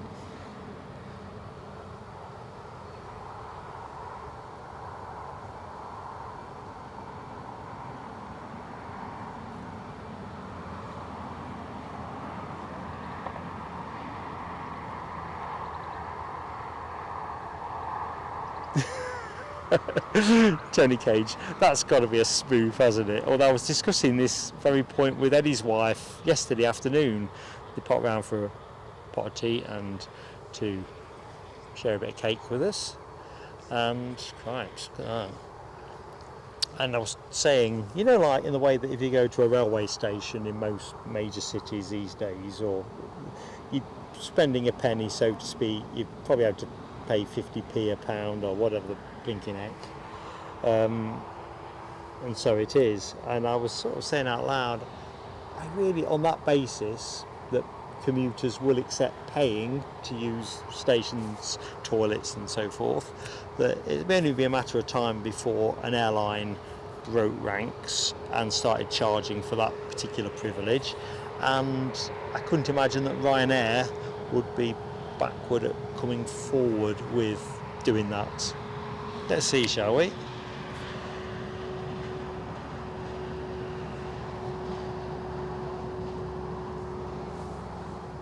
Oh dear.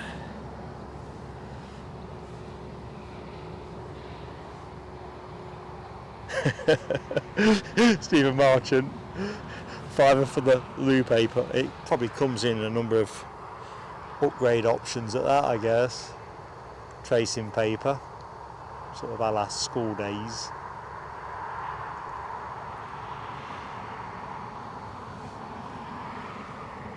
As we are graced with a helicopter.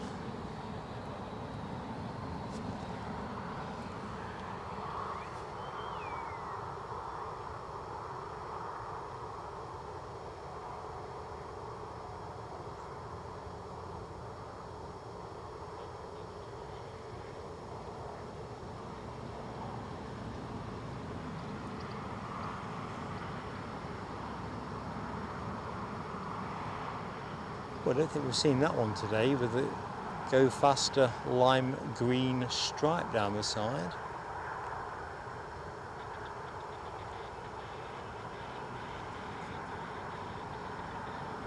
Ugh. Let's put us back on the triple. Just checking out a bit of emoji action there. Gary Fleming, Rab H, Nell W, lighting the screen red for the chopper. Stephen Marchant. Use your boarding pass. Trouble is, you know, when you start going off down these kind of things, you think, oh my lord. It's like the thing, isn't it, about whether people should pay more to fly based on their weight, basically. Now, again, that's a broad thing I share with the chat, because it's not about pointing fingers or whatever, but mathematically you would say that, a bit like you pay for the weight of your suitcase, if you weigh more then you consume more fuel, because that's just how it is. But whether it's morally right to start making people stand on scales and stuff, it kind of feels a bit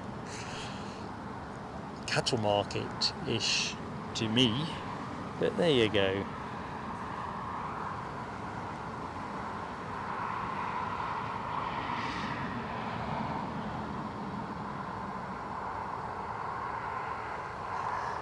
And Alibi 58, you are spot on, mate. Thanks for that. I always forget this unprompted. So we've got the Facebook group, and if you're a member of Plain Sailing Aviation and you do Facebook, or you're neutral on Facebook, because some people like me only discovered Facebook, well, through doing the channel actually, and if you've yet to take the plunge you might enjoy it. I think you will. It's a great group, great community. To join the group you've got to be on Facebook anyway, and then the link that Alibi has posted there for you will do the bizzo. As soon as you make your friend request I will action it. It's for those who are watching the show who aren't members though, you do need to be a member. That's the only thing I would, to avoid any misunderstanding on that. But channel membership at $1.99 a month is, we think, pretty competitive. You know, it's, I think we produce a fair amount of content for that.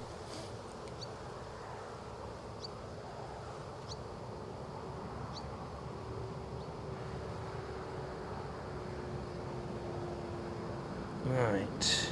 Let's see what flight radar is serving up for us. So I see KLM, well it's a KLM flight code, but as we know it's Eastern Airways, inbound with Embraer 190 long range, which I think, let's have a look, yeah, there we go, 17 years of age, currently just a bit shy of 10,000 feet, to the left of Sunderland as it makes for its North Sea reference. Oh, no W, 15 months member. 15, almost sweet 16, always sweet to us, no W. Let's do the fireworks. Bam! Here we go.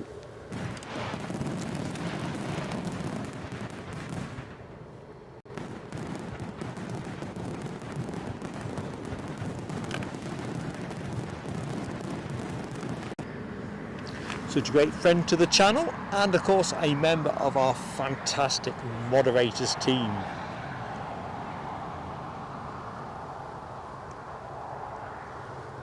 I'm feeling this is going to be going out heavy.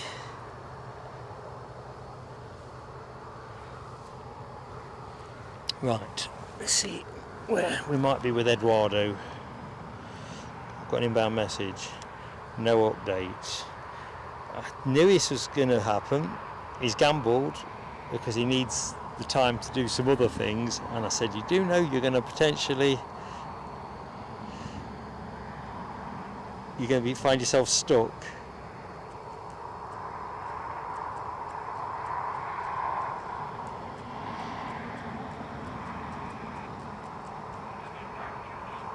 I do hope they sort it for him. He can't be doing with the car being off the road for any time.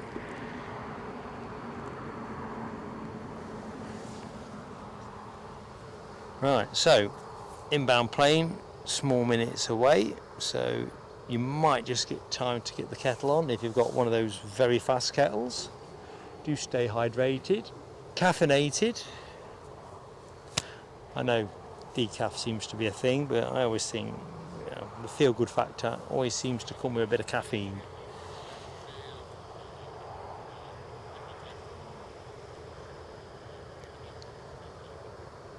So let's have a quick look-see as well what else is inbound, because it's all about the inbound at the minute. Oh, Neil Russell Hubbard has just joined the PSA Crew Lounge. Awesome stuff. And actually, good afternoon, Neil. Don't know if you've caught this from previous intros from me, but I'm Mark anyway.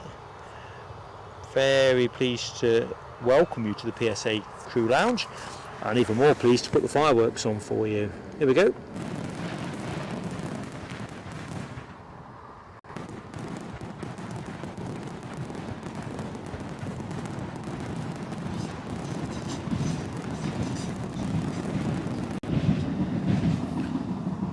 So I don't know if you caught the bit about Facebook as well, Neil. If you're a Facebooker, join the group. It'd be great to see you there. Llewellyn says, kettle never boils, it keeps blowing the gas out. Oh dear. My habit is boiling the kettle and forgetting I've boiled the kettle. Sure sign I'm getting a bit older. Thumbs up as well from me to you, Neil. Oh, Les, what's going on? It's like we're rehashing the comedians on this show. There's Les with his eating the ploughman's lunch, and the ploughman is not happy at all. The old uns are the best uns.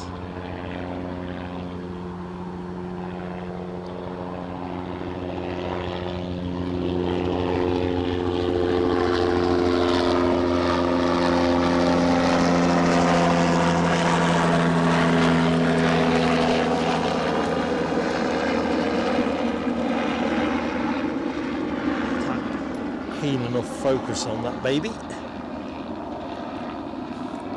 So we've got an inbound Embraer, which I can just see twinkling in the sky. The other thing that was really a rollover from Wednesday's stream, we were talking about Embraer having recently got their Embraer 190 freighter conversion certified by the Brazilian aviation authorities, and they expect the Americans and Europeans to approve later this year. So there was a bit of a chat about where is the market for a regional jet as a freighter. But it kind of occurred to us on the way home, there's already precedent set there, isn't there? Because the ATR 72-600 comes with a freighter iteration. The Saab, I know this is smaller and older, but the Saab 340A and B iterations both also came with a freighter conversion. So I think there is a bit of an appetite for that kind of thing. But the bit of homework I committed to doing for you all was just to look at the payload for the Embraer 190 and 195 and compare that to the ATR and a 737-800, just for kind of trying to feel where it's at. And here you go, folks. So you'll see there is quite a nice little niche there, because obviously the Embraer, I guess even in freight trim, is going to be able to use its fantastic climb rate characteristics to fit it to smaller airfields and all that malarkey. They can carry a bit more punch than the ATR, clearly in a different space to the Boeing. But I don't know, I think they've done their homework, not for the first time, to good effect. I don't know what folks think, but it'd be interesting. It's at Farnborough this week, apparently, the E190 freighter conversion. So, yeah, watch this space. I do think it's potentially going to enhance the attraction of those models later on in their lives when it comes around to converting. And I don't think the 195 has been a particularly rip-roaring commercial success, but correct me in the chat if I'm wrong with that. I think the economics are very strong on it though.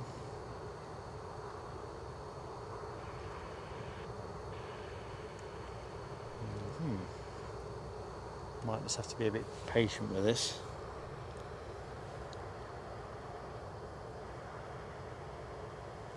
Ken G, it was my homework.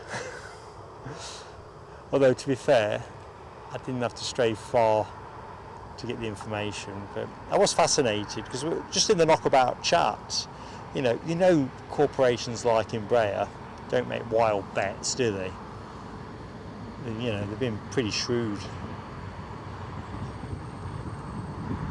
But then it did start to trigger that. What kind of payload would you get in one of these?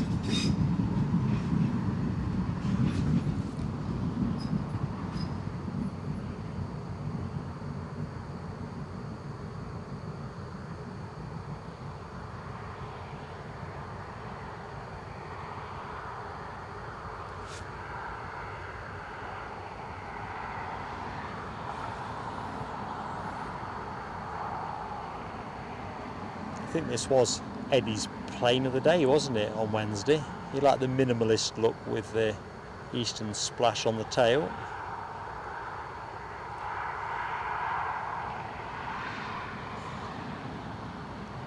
I think he gets his taste in planes from his mother.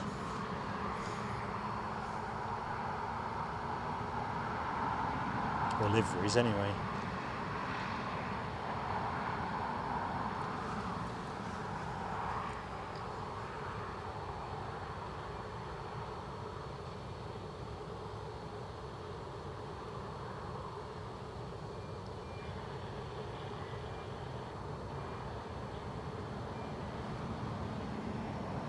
So I see a bit of KLM emoji action from Rab, Nell W and Gary Fleming.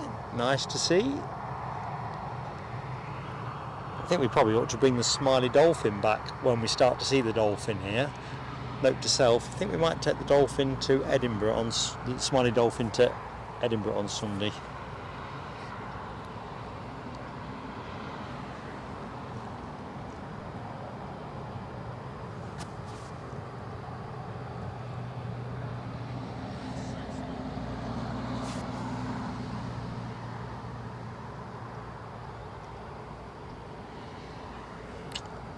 Alrighty.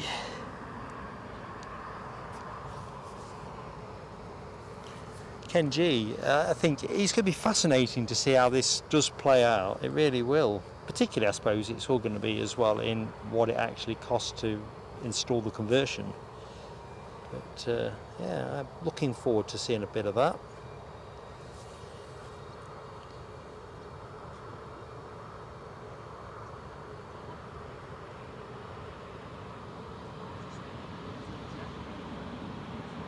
Good afternoon to Alan Lee, nearby at Seaton Burn. So looking at the same kind of weather as I am. It has flirted with the odd spot of rain, but well, other than that. Right, let's have a look, see. Thanks Rob H. Logan Air, Scotland's finest inbound, an ERJ 145 from Stavanger. Next in, a mere 3 minutes out. 3 minutes! Now, something I got in my bonnet about this plane, but I have no clue. Oh, I know what it was. It was just a bit of background. So if it's still the one that was listed this morning, it was more historical interest. Registered Golf Echo Mike Bravo Juliet, starting out in 1999 with British Regional Airlines and morphed through different service iterations, if you will, with British Airways City Express, British Airways Connect, moving on then to Flybe, BMI Regional, and then joined the Logan Air fleet in March 2019. That is your next plane. Of course, we get to see it go later.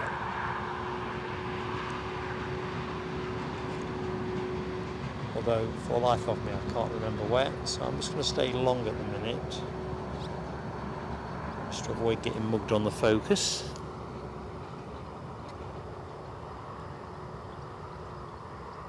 Kenji says he thinks the ATR freighter is better suited for what customers see, more fitting. It'll be interesting. There's a really fantastic FedEx freighter that we sometimes see at stand at Edinburgh. It's one of my absolute favourites. It'd be the plane of the day in any show I'm likely to be doing around these parts, unless something truly exceptional is there. It's just gorgeous.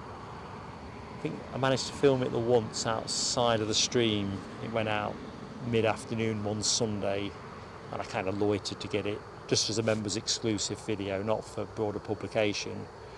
And so that's how it was. Just managed to catch it. I had to hand cam it. There wasn't even time to get the tripod up because it kept missing its departure slot, to the point where I'm sitting in the car thinking, ain't happening.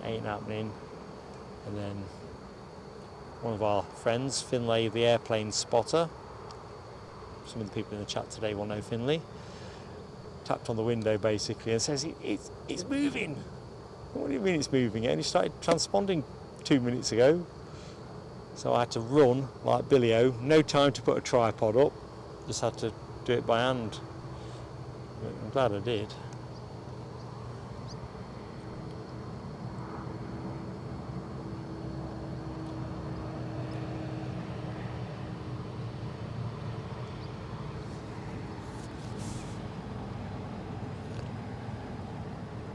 Always mindful as well, there might be some new faces in the show, being lunchtime, certainly in the UK and much of Europe. So if you forget to hit the like button, please do give us that help, hit the like. And if you're not yet subscribed, just hit that button so we can say hello in the chat. It'd be fantastic. Plan is to be on air to about 4 o'clock today. We think we are finishing with an AirX CRJ2, which will be nice, during around 4 o'clock. The Emirates, you can see creeping into shot, goes out at 2:15, and we've actually got a lovely afternoon of planes in store. So thanks for being our way. And of course I'm Mark, just for the avoidance of doubt. Hi Will Hopwood, favourite plane? It's a tricky one, isn't it? We knock this one around periodically, and I think I could probably give you a different answer in different months. So, where's my heart today? It's probably going to be the 747, but I do love, mainly because I've rarely seen it, the A340. Not quite as charismatic, perhaps, unless you stick an Edelweiss livery on it,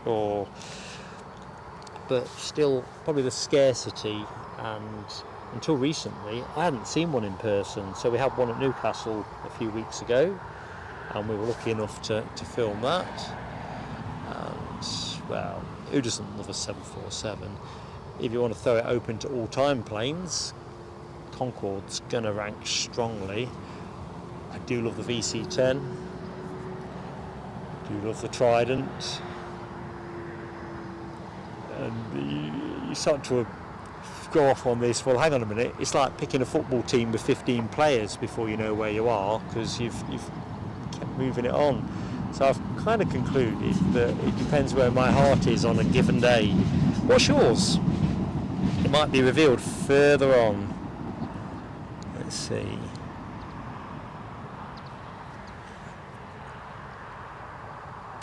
Alibi 58. Yes, I've watched 2 episodes of Still Game and I enjoy it, so thanks for that one. Great tip. Nell's also given me one which I've yet to delve into. Been strapped on time, but no, it's been a great start. It's I normally bemoan the fact I can't find anything funny to watch that I've not seen before, and you kind of got me past that. So thank you, buddy, and everybody else that was doubling down on the endorsements. The Still Game is definitely worth watching, folks, and if you are Netflix and you've yet to check it out, I reckon it's definitely worth doing. Because that is my peeve. I can never find what I want.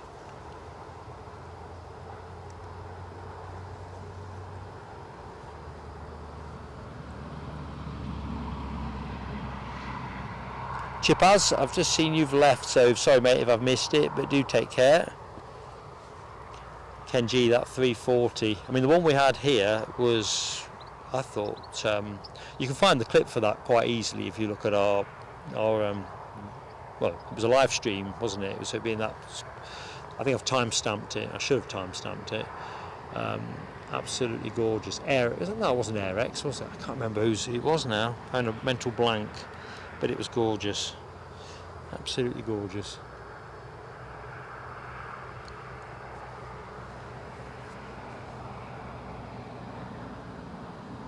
Now, I don't care for absolutely fabulous Nell W.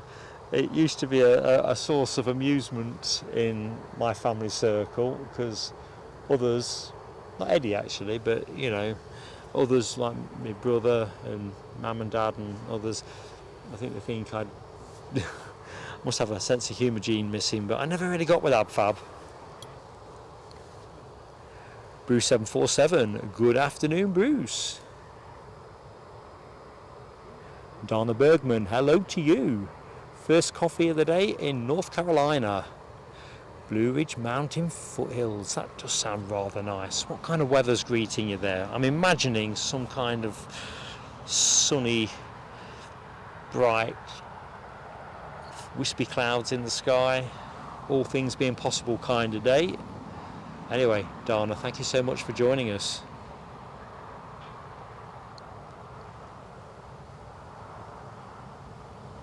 Yeah, no W. There's no such.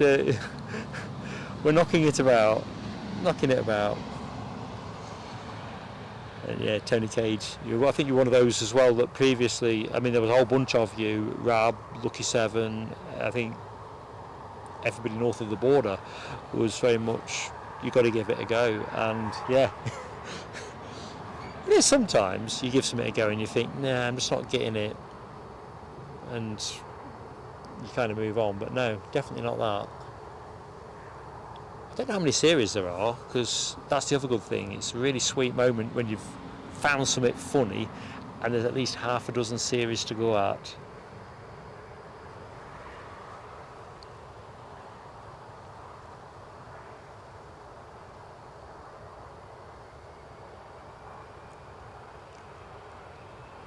Oh no, right, got you now, W. I was at cross purposes.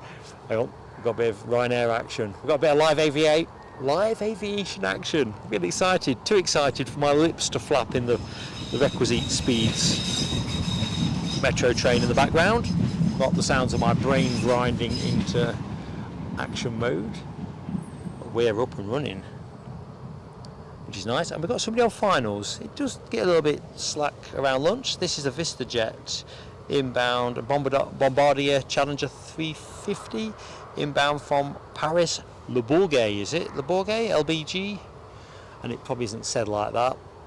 Sarah's not in the show, but Nell can probably help out with that one. Le Bourget? Le Bourget? I don't know. Not Paris Charles de Gaulle or Orly. It's the other one. Oh, there's another one, isn't there? Beauvais as well. Quite a lot. Anyway, what we can say is these won't be the cheapest tickets that have been sold for today's transit into Newcastle.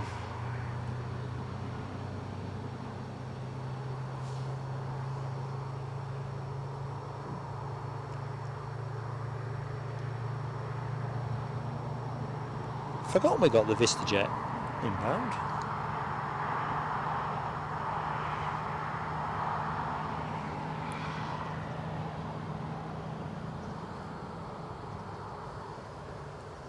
Oh, Dana, cloudy, rainy. That wasn't the visualization I was employing. It's cloudy here, so I'm kind of, although Blue Mountains still sounds really imposing and interesting to look at. Here is pretty much what you see on screen. Cloudy, threat of some showery rain. Every now and again you get a spot of that, but it's sort of very pleasant. Around 18 degrees, 1.8. It's quite nice, isn't it? Just taking a one picture there. It won't be the cleanest because of the slightly hazy conditions, but now the sun is disappearing. I think that will help.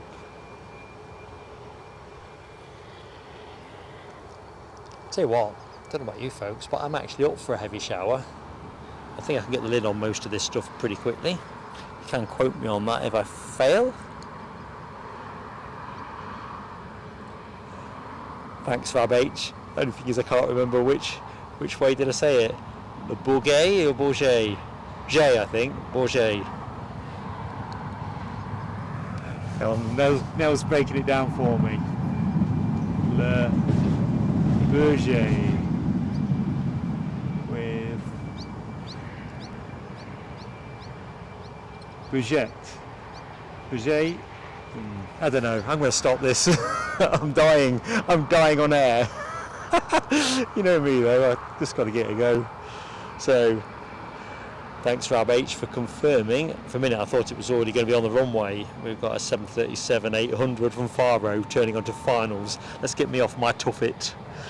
Murdering, despite my friends' staunch efforts to help me.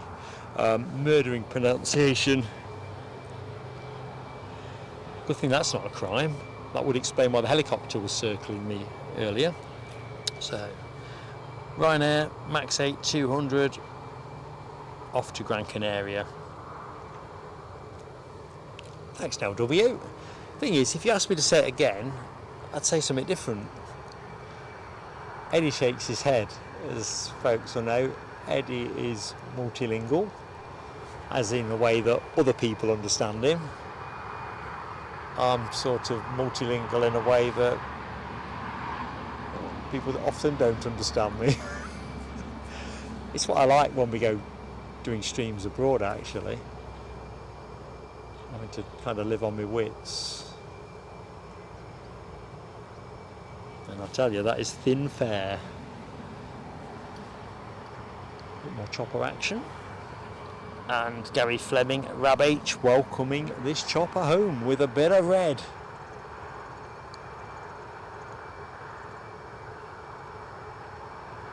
Tell you what, we have seen quite a bit of helicopter action today, haven't we? I must admit, I am going to find out what they charge for one of those little helicopter whiz-arounds. Not for this year, but I'm thinking next year. This year, my birthday treat from Mrs. PSA and our Eddie is the Tiger Moth flight that we're going to be doing next month. So that's where that's gone. But I'm thinking, oh, next year maybe it's a helicopter trip might be quite good.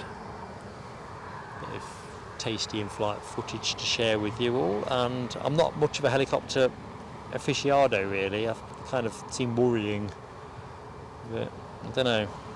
Some days I'm up for it, some days I'm not. So a bit more helicopter action from Les and the Foxy Bee. As Les says, and this is probably speaking to my inner soul, scary copter. And Rab, yep, Eddie is definitely AWOL today. He's still waiting for his car. That's backfired on him. Although I'm guessing he'll have got Mrs. Eddie to pick him up. It's so disruptive, isn't it? It would have been simpler, I guess, in the sense that sticking with me. Oh, got a bit of crab on there.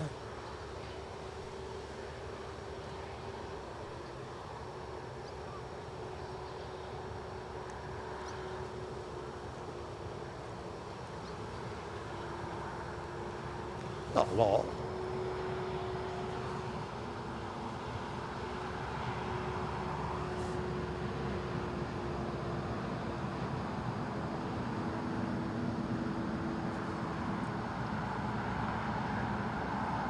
Looking at this plane, which will be a 737-800, reminded me of the other little factoid that I dug out following the chat that we enjoyed on Wednesday's stream about aviation tyres. We cracked a few jokes, didn't we, about kind of which read across into Formula One type things and what they cost and whatever, and who makes them. Well, quite a few people, it seems, make them. But I did a little bit of digging into what you actually pay. I think Dunlop were the first ones that I found a price up for. I'll pick the notes up in a minute, but pretty pricey. Pricier, as I remember it, than an F1 tyre, because then I did a separate bit of research to see what you pay for F1 tyres. I mean, you expect to pay a bit more, don't you, for a specialist item. Oh, police helicopter. Let's hold on.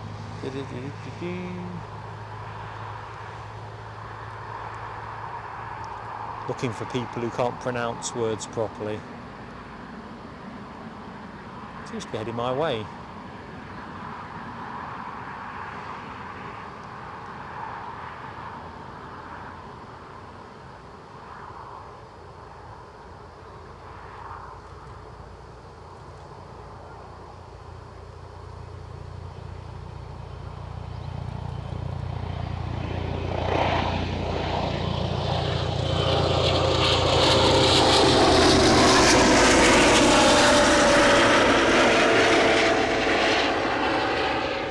See you in a bit.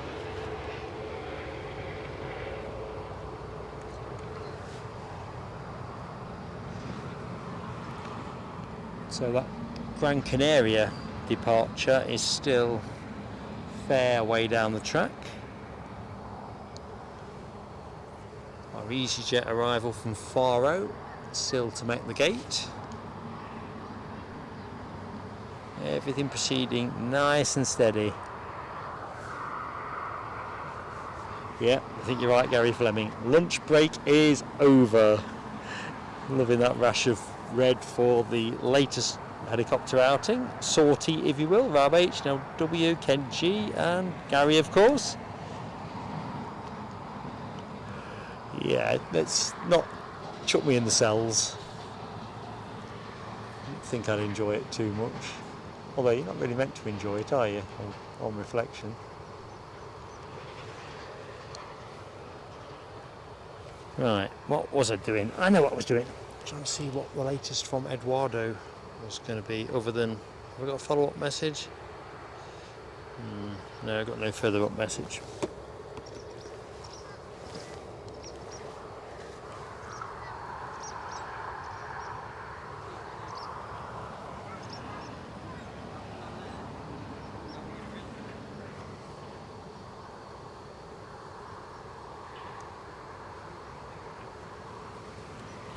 Right.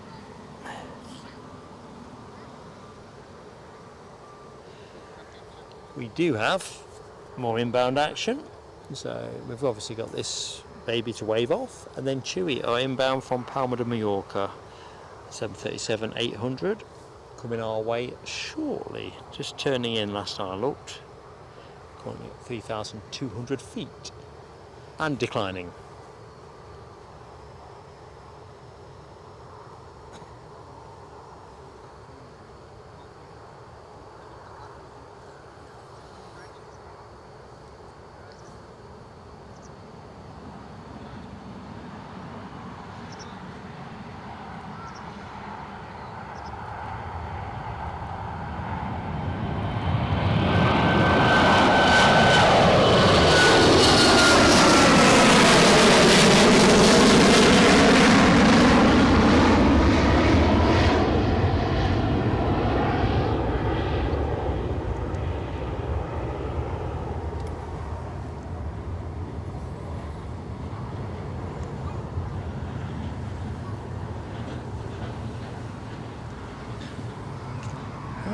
Right, where are we?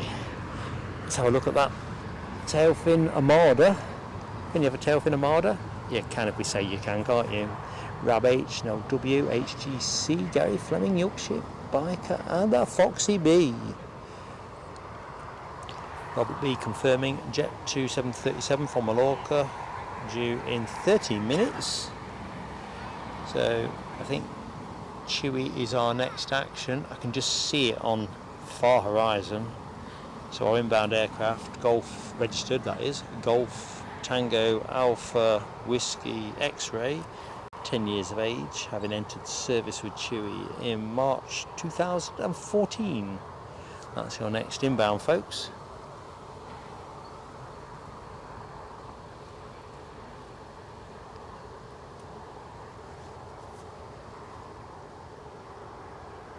Sun has come back as well. That's quite welcome.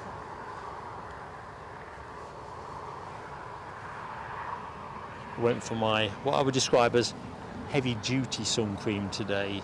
So I've got a lighter factor 50 product that if it rains doesn't get in your eyes or whatever.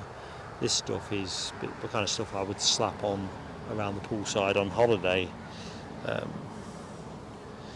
got a feeling if it rains I'm going to be a mess because I put loads on. So here we go. Rabs hit the gong on Chewy's 5-mile finale final. Inbound from Palma. I can see it twinkling, but it's not worth cameraing up yet. We'll start moving that way, I think. What's happening here?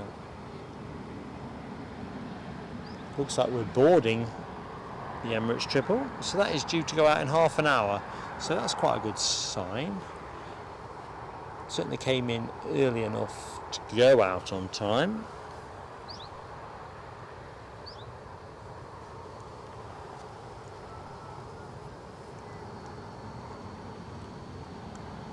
So here we go. We're ready. I'll pick the plane up in a jiff. Simon E, good afternoon, buddy. Hope all is well. Hope you've now got both feet, if not into the weekend, near enough, ready for that final stride.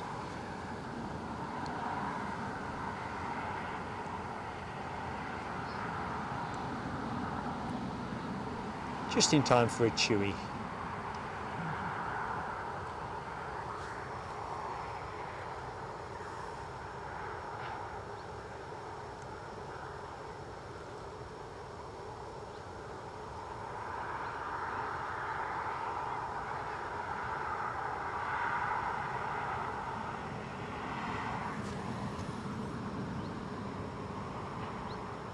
There we go.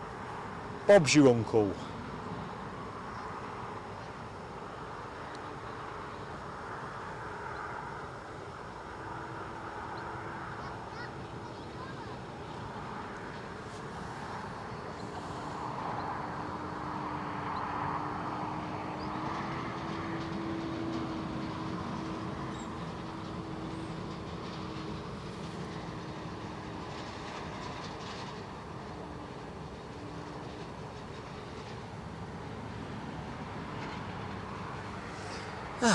Stately progress. See in the chat, Simon and Stephen both observing that was a uncompromising landing. Get it down.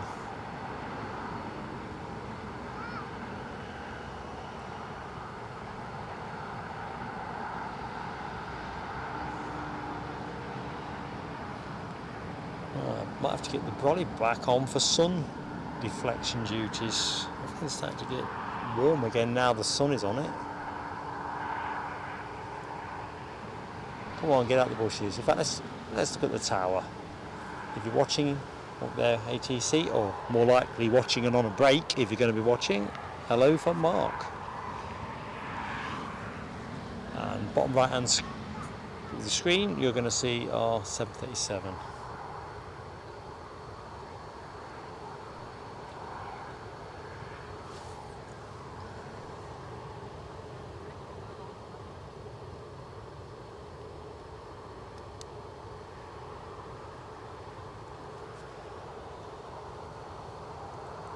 Ooh, 525 citation jet on taxi.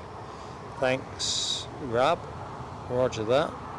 It's hard to spot when aircraft actually leave the BizJet park because of the increasingly unruly hedge line that obstructs the track. But knowing it's on the move is invaluable. Gives me a shot. That windsock, it's still doing enough in it.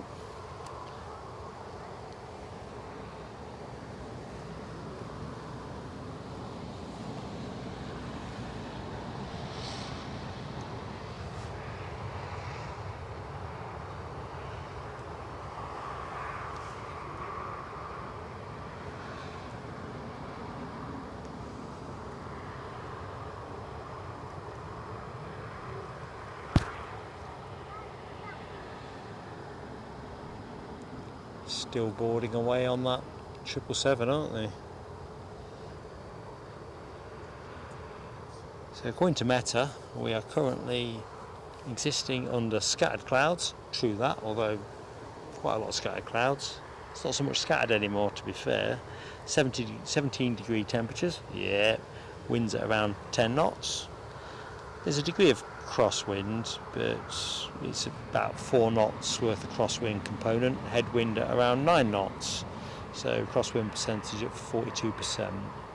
We noticed on Wednesday, didn't we were picking up a little bit of an increased crosswind component. Don't think we're going to be quite so lucky today in terms of the degree of it, but strength wise, in fact no, the gust forecast has reduced by about 30 odd %, so we are looking at gusts that are generally bobbing around 22-23 mile an hour rather than the 30 mile an hour that was the forecast at 6:30 this morning, but that's the way it goes. Skating Banana, good afternoon to you, buddy. Hope you are keeping well.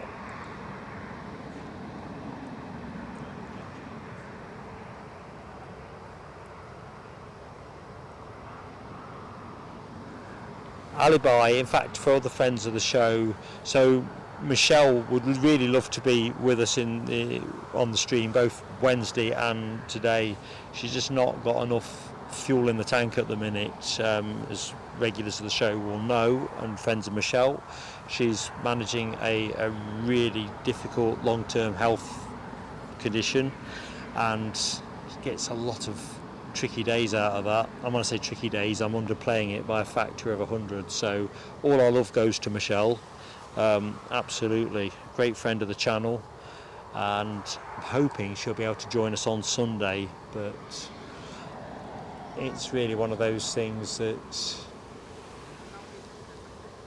it can be such a struggle for Michelle to join. It's just, you know, she has so much to deal with, it's just untrue, God love her. So I'm not speaking out of turn when I say that, and I know you guys and girls, those who know Michelle, have much love for her. So I'm glad you mentioned that, Alibi, because this is a community when all's said and done. You know, it's not a channel devised to to achieve world domination or something in aviation. It's about a group of friends being able to enjoy each other's company and the planes, and Michelle is an intrinsic part of that.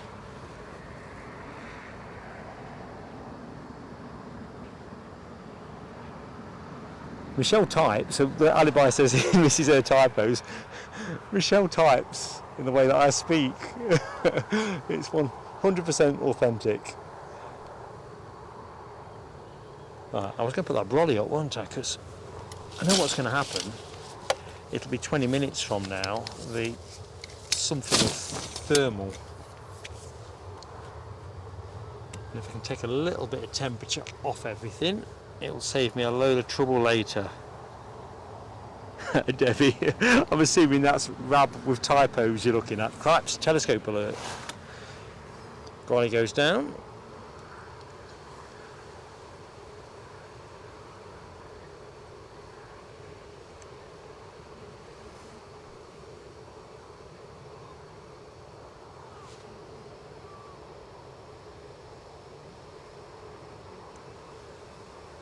Jet 2, we get a sort of golden hour of Jet 2s, don't we, between sort of 2 and 3 o'clock.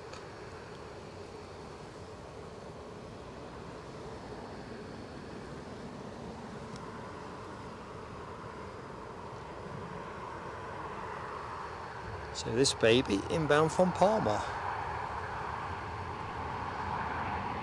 Brought a bit of the sunshine with it as well. Thought we might be finished with the sun today, but we ain't. So let's have a look. What have we got? Okay, HGC, Rab H, Foxy B, and Skating Banana, all deploying for Jet 2 with the emojis. We're going to get a sunny one up as well. Might not be ready for Sunday, and to be fair, we're probably more likely to see the few Jet 2s that we'll see in the show are probably going to be .coms in my recollection, but when we're next back at Newcastle we will have this emoji. We had an early design of it and then neither of us had time to do anything with it.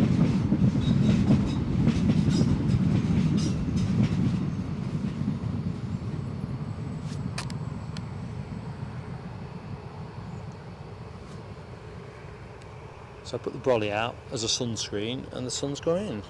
There you go. It's not too bad, is it? Not quite Bruce Almighty, but if you've seen that film, you know what I'm on about. I don't quite have those powers, but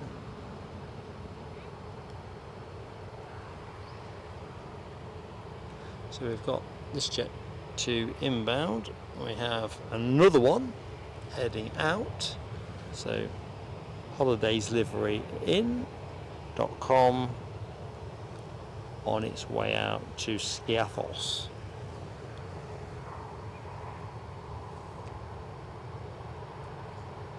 I think I'll surprise you all one of these days with, I'll put a thumbnail out for a Newcastle stream, but secretly it'll be a Skiathos one, and we'll just go live to camera with Summit blowing me off that wall. It'd have to be an Eddie gig too, because you need someone to point the camera. I'm probably stupid enough to see if I can not be blown off the wall.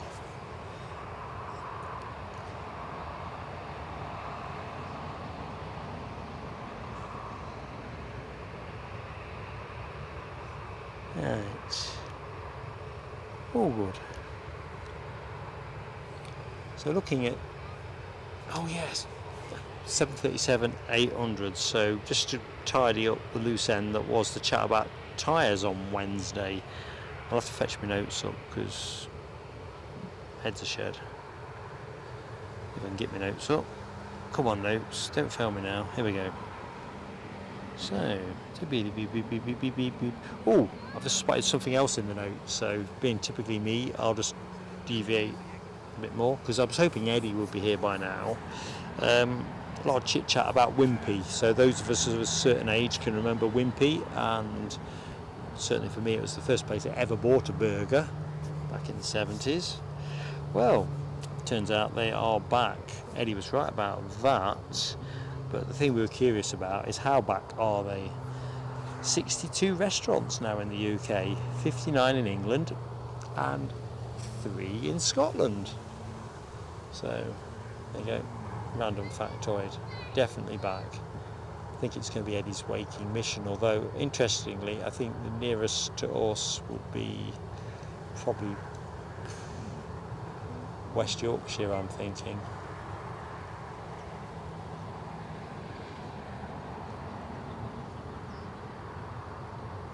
Quite a long way to go for a burger, even for a connoisseur like our Eddie. Perhaps they're going the full 9 yards and giving you 70s style service as well. We'll get him to give us a trip report when he does do it eventually. Anyway, that's not really what I was looking for as I delved into my bucket of information. It was aircraft tyres, and I did consider it might be a smart thing to have a bit of a look-see. And anyway, long story short, the fact info that I got was for Dunlop for the 737-800, their tyre for that plane. So you're talking around $1,500 or £1,165 for, I think that's for a set of 6. No, each set of 6 multiplies up. So just me catching up with my notes there, which is pretty hefty, yeah. So yeah, that's each. So in plain speak, just over £1,000 each in sterling. Surprised me, but then again, bog standard tyre from Dunlop for your car probably is north of £100 these days, isn't it? £120 or whatever. Anyway, the Dunlop iteration rated to speeds of 225 mile an hour. And check this, let me just go to the other side of the bushes while we wait. So although they typically pressure up at around 200 psi, they're actually designed to stand pressures of apparently 800 psi, which is no surprise when you think about a heavy jetliner and the compression on landing, but that's why they're so expensive, quite clearly. And this is the bit I didn't know and why I chose to include this information in the show, because it kind of bolts together.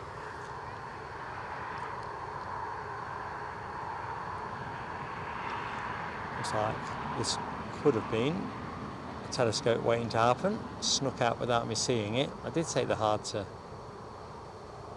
It's with the 525 Citation jet. Well, Les and Rab and my other devoted supporters who don't want me to get another telescope.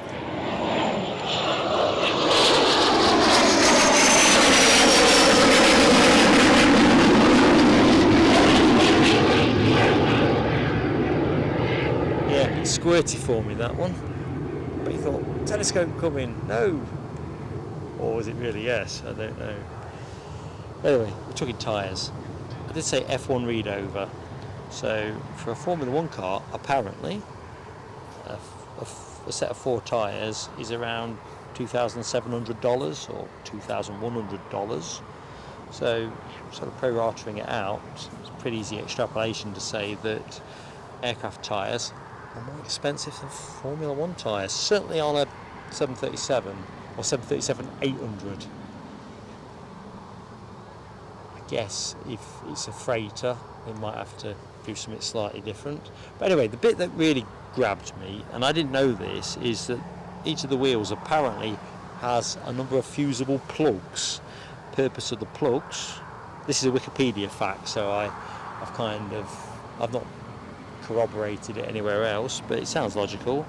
Long story short, that the fusible plug is there to prevent the tyre from exploding under sustained maximum braking due to the heat temperature. So the thinking is let air out of the tyre in a reduced way rather than go for the destabilisation of a flat out blowout. All logical, and first I'd heard of it. So if you've already heard it and I've kind of doubled down on what you already know or know more, my apologies, but like I say, every day a school day with this. Kind of makes sense that you'd want to let air out rather than lose the tyre entirely.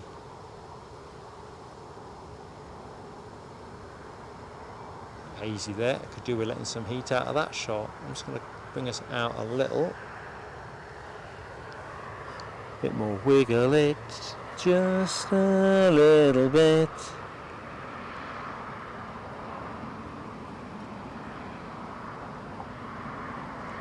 I mean, it is crackers, isn't it, what you have to spend on tyres, be it your car, your bike, your plane. They're not a cheap commodity, but that's overstating the obvious. Things just don't work well without them, do they? And of course the ability to stop when you want to stop is just, yeah, it's what you're buying. Funny, I was looking at my tyres this morning. They're not due replacement, but I often wonder how they go from having plenty of tread to not so much.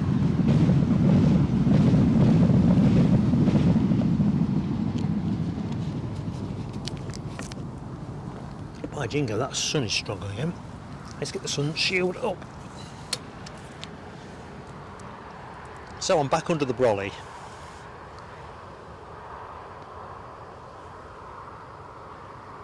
Ravage. Now I'm getting my words jumbled. Pegasus. Yes, the flying pigs. Not in a rush to see that one. And I think with the time we're finishing at Edinburgh on Sunday, I'm not expecting the flying pigs to be in the show. Anyone new to the show wonders why that's important. It's because I'm just not a fan of the livery.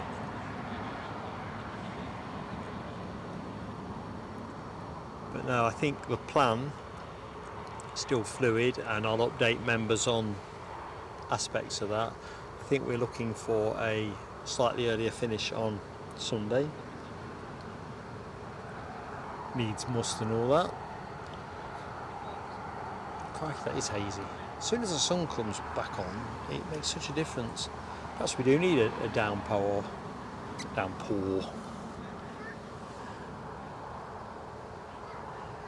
Ooh, Rab's actually got winter tyres. And that's interesting, isn't it? And I guess viewers that live in Canada, Scotland, America, in fact anywhere that's mountainous and has proper winter weather and ridiculous gradients and all that kind of malarkey, will say, yeah, we do. I've only ever had summer tyres. But you see a lot more adverts now for winters, don't you?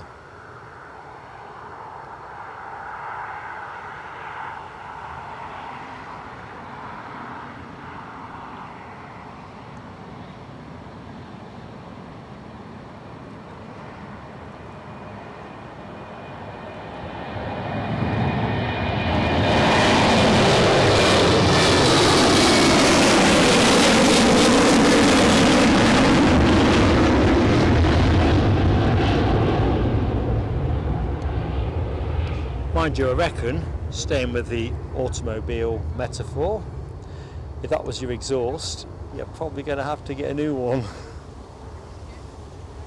Might be breaking one or two. Oh, crikey, helicopter in as well.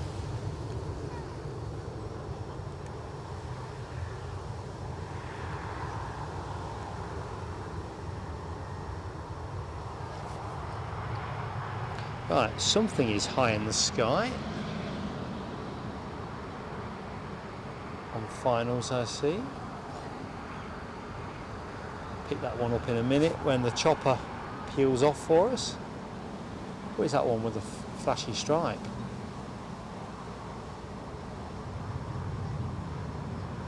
Right, I'm going to leave that there.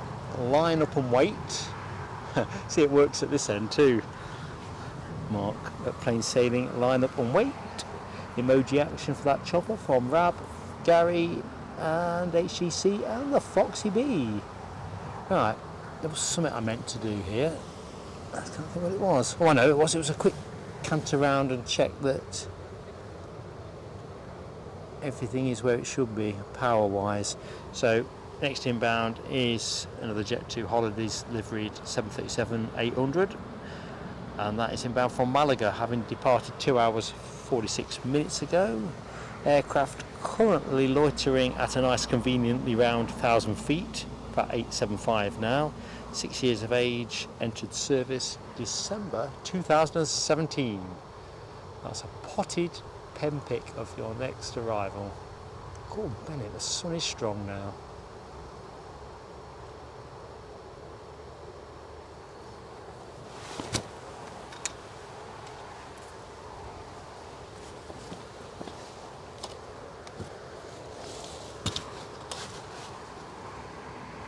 It's me trying to stop the brolly from blowing away. Did say it could get windier.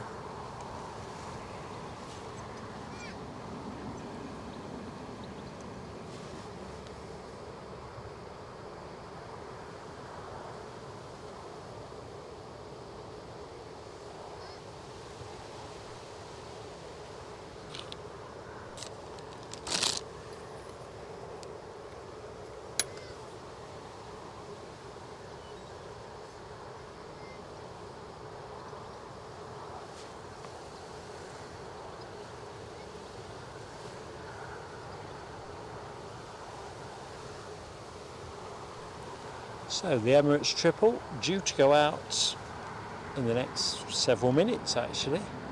Looks like the rear doors are closed, but I see the stairs are still attached, so I'll tell you what, let's wait the other side. Stairs are still, I think, attached, but it's giving all of the signs that you might hope for that the big 777 is shortly to go.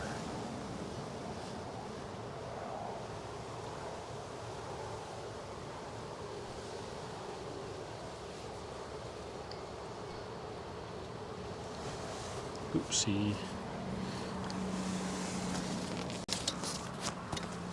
I'm back in Mary Poppins mode now.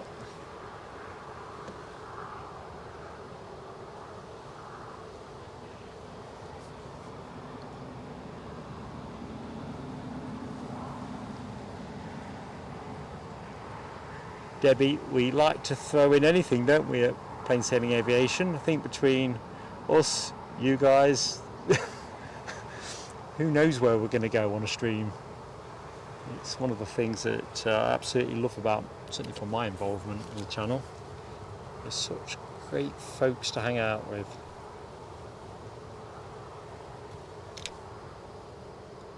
Oh dear, it's up in the foreground, which I would have preferred not, so I get a cleaner view on the stairs, but I think this is going to push back on time, the Emirates Triple.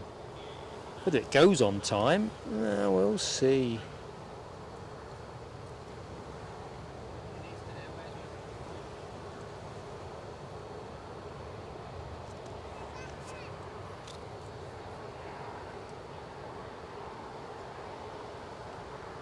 Right, I see somebody else is on finals.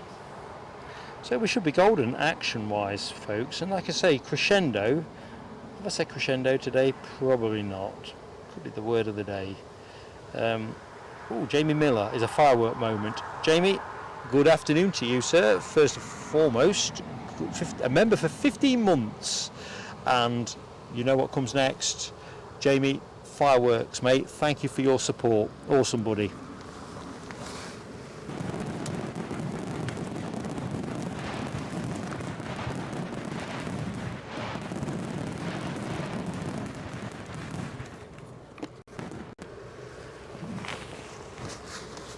I mean, it's no cliche to say every milestone matters with us at Plain Sailing Aviation, and it's lovely to see the milestones tick up when we've had folks with us from the beginning or near enough the beginning. Awesome. Ooh, Hillman Hunter. Now, I don't know. I don't think we had a Hillman Hunter. Hillman Avenger. Hillman Avenger, I remember distinctly. I think there was a few Hunters on the road. Ford Anglias, Cortinas, almost ubiquitous in that sense, I suppose. Ah, and then Cortina mentioned there, like the one in the Sweeney. Is that a Cortina, or am I thinking of the? I thought it was a Granada, or am I jumping around here? I don't know.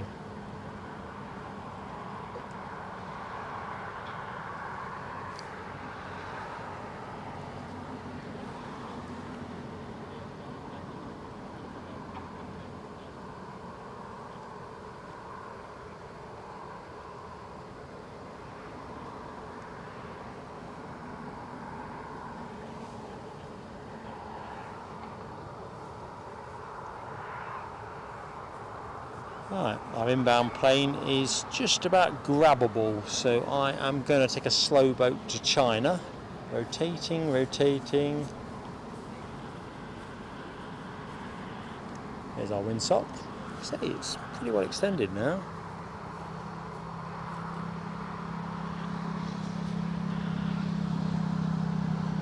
There's our tower.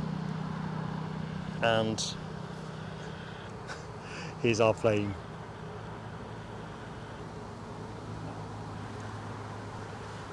Oops.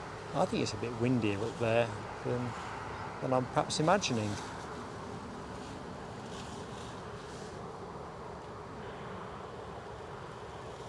My umbrella is just rotating on the ground at the minute, but I might have to take it down, I think, before it disappears.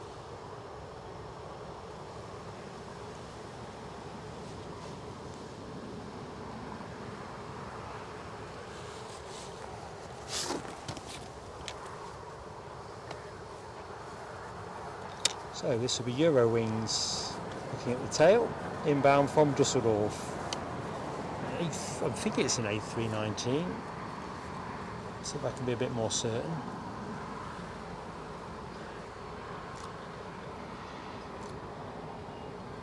Trouble is you spend that much time looking at the listings, you know, when you're doing your pre-show prep and everything, it all morphs. It's a 320. I did wonder if it was looking a bit big as it was growing in the shot.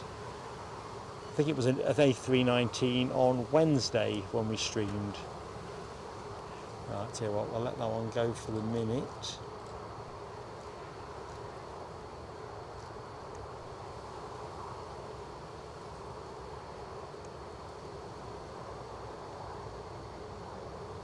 Looks very much like Eastern are on their way back to Amsterdam on behalf of KLM.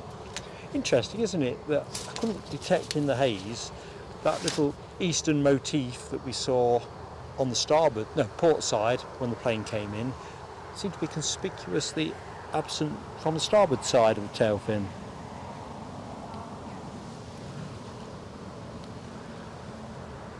Can't explain that, but while that's thinking about moving, let's just get a bit of lovely Eurowings action as it makes its way to the gate. No time though.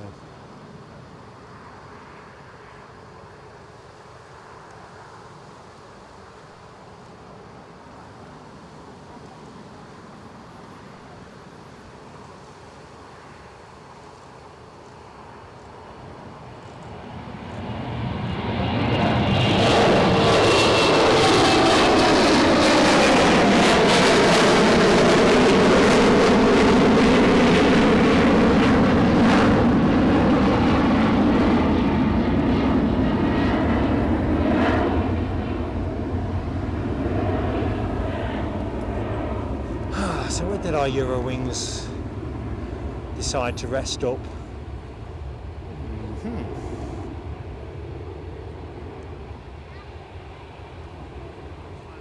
Oops, next plane in, no time. It's getting busy. Jet 2, so let's just get ready to catch it with open arms.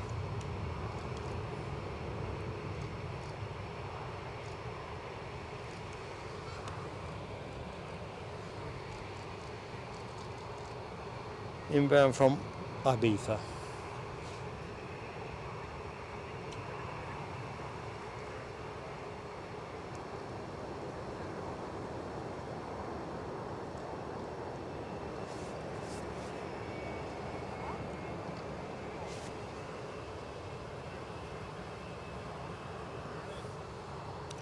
No, Jamie, I think that was a bit more compact than I thought, gapping wise.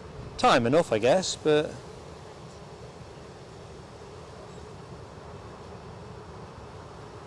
not had a toga for a few shows now, have we?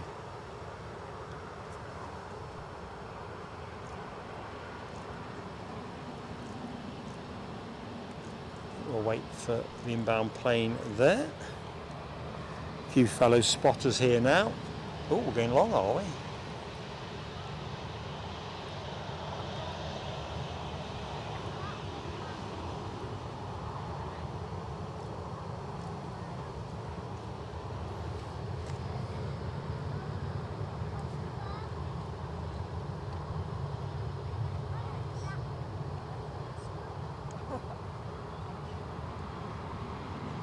So as always folks, that gentle plea to anyone yet to exercise their mandate, please do give us a like if you're enjoying the show, and better yet, hit the subscription button, which is entirely free, but then you can, after a couple of minutes, say hi in the chat.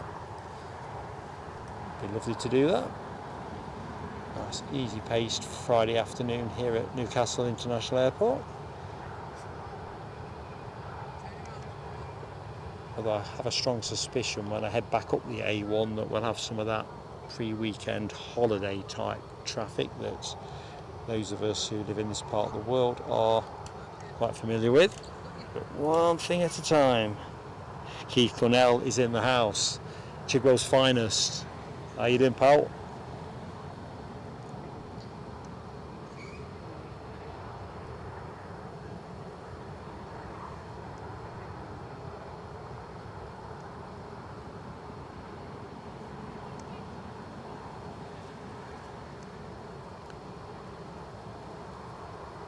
Welcome home, folks. Off for a bit of baggage carousel roulette collection.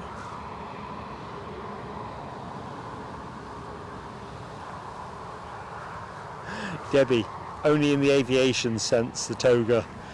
I've still got my toga from that toga forfeit, but I'm not in a rush to replicate that experience again anytime soon. For those of you who perhaps weren't following the channel then, I did end up taking a silly bet with my son Eddie about the number of togas that might happen during a stream from Myrtle Avenue, and lost. You know what it's like at Heathrow. If there's anything on the runway that needs picking up or whatever, you'll probably get 2 or 3 togas, quick order. And it weren't a windy day, it was something that needed picking up. And I lost the bet, so I had to stand here wearing a very inexpensive lightweight toga, and I did the stream wearing it. I think yeah, not my finest hour, but great fun nevertheless. I think we still had the horse in the paddock then, of course, Horse and the Horse. I think he probably thought something like, geez Louise, I've seen it all. Keith Cornell, do not apologise. The show is here when you're here. That's how we roll up Plain Sailing Aviation. A good afternoon to any other friends that have joined us for the fade into the weekend, because that's what we're going to do. On air till 4 o'clock. Next in, we've got an EasyJet from Bristol, an A320neo, 4 years of age, entering service with EasyJet in August 2019. Registered Guzzleb. Golf Uniform Zulu Lima Bravo.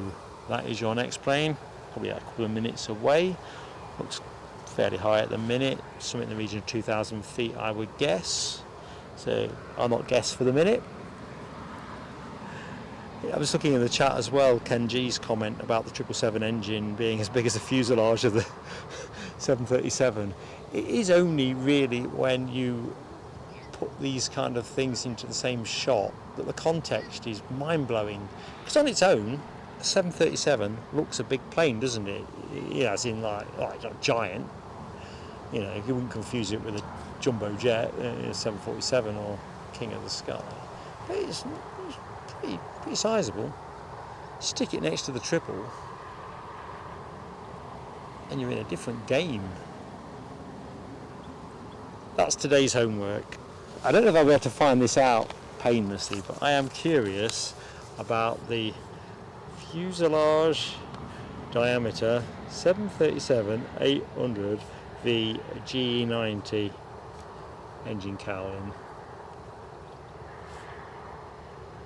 I'm curious about that, because optically you look at those, they look like they've been cut off the same piece of tube, don't they, to some extent.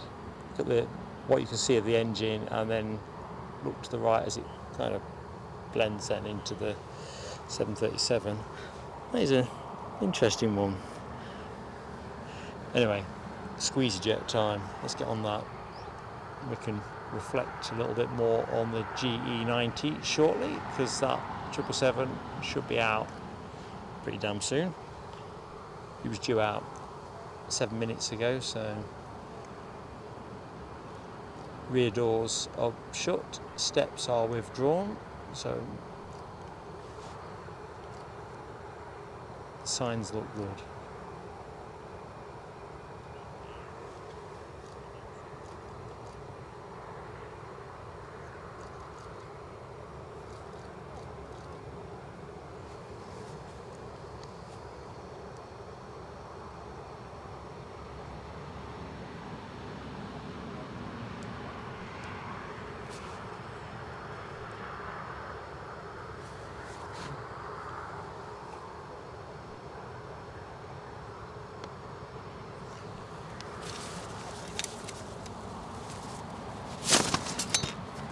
Body back up. Good afternoon, David.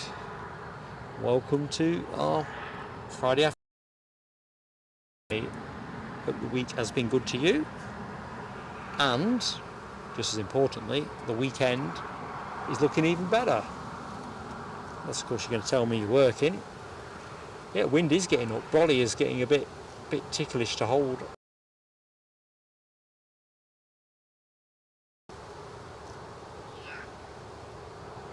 I don't think there's enough of a southerly component to give us a really good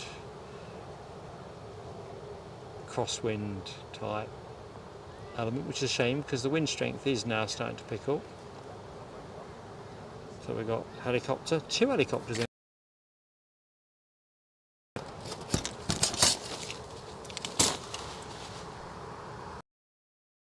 As you can tell, that hit the floor with that ceremony. There's one. You can probably see both of them if you look carefully. One towards the top of the screen, right hand side, only a mere dot. Leading them home is the police helicopter. We have seen plenty of that in the show.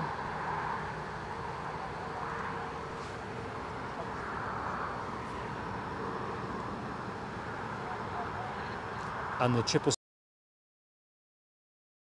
seen quite a lot of helicopter action. I think Triple are on it. Look at the sun on that.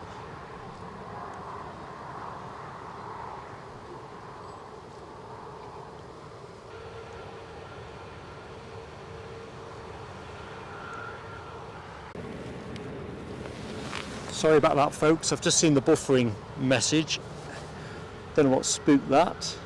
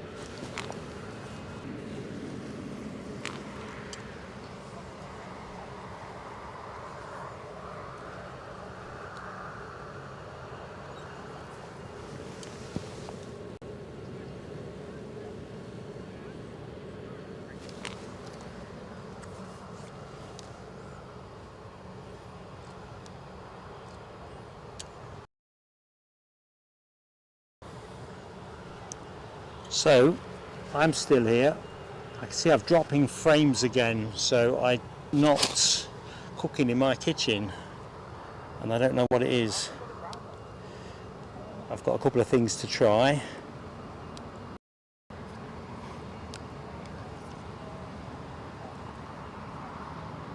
See, we're still dropping.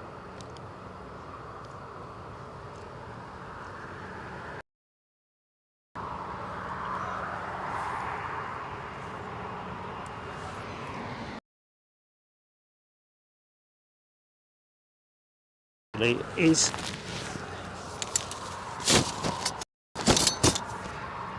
reboot. I'm not sure We're going to go with the 777 depart.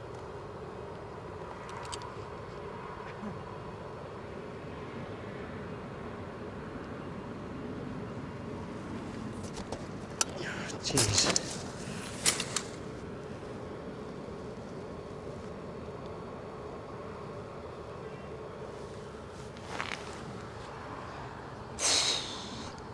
Right, I'm just going to put us on the 737. Folks, thanks for sticking with me.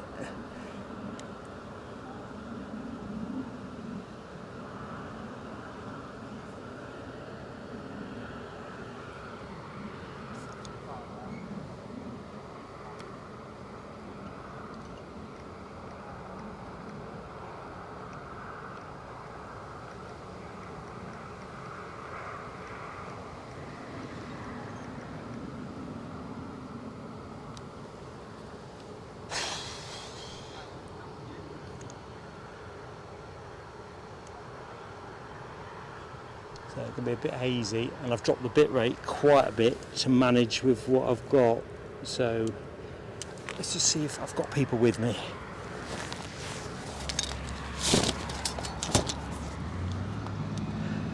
Right.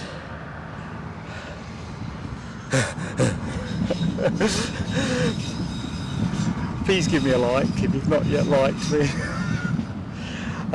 I'm back.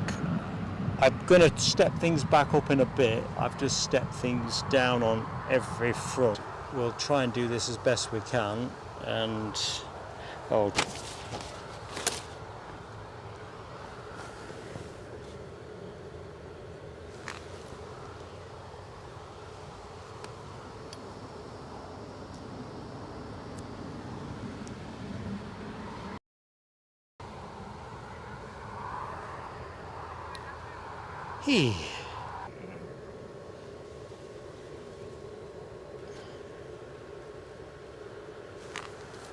right, I'm still with you.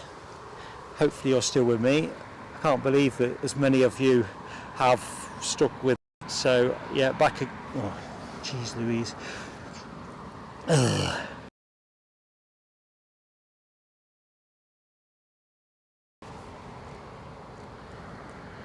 No, we're not.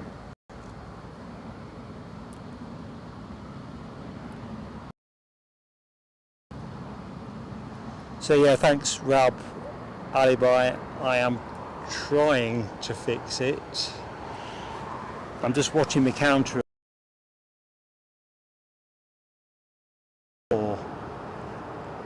If this doesn't work, I'm going to go for a reboot, which I might yet. I'm going to go for a reboot.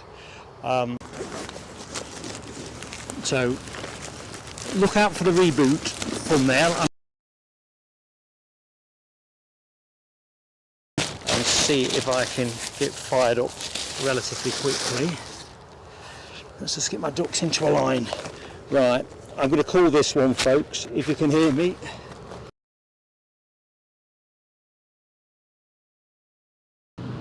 And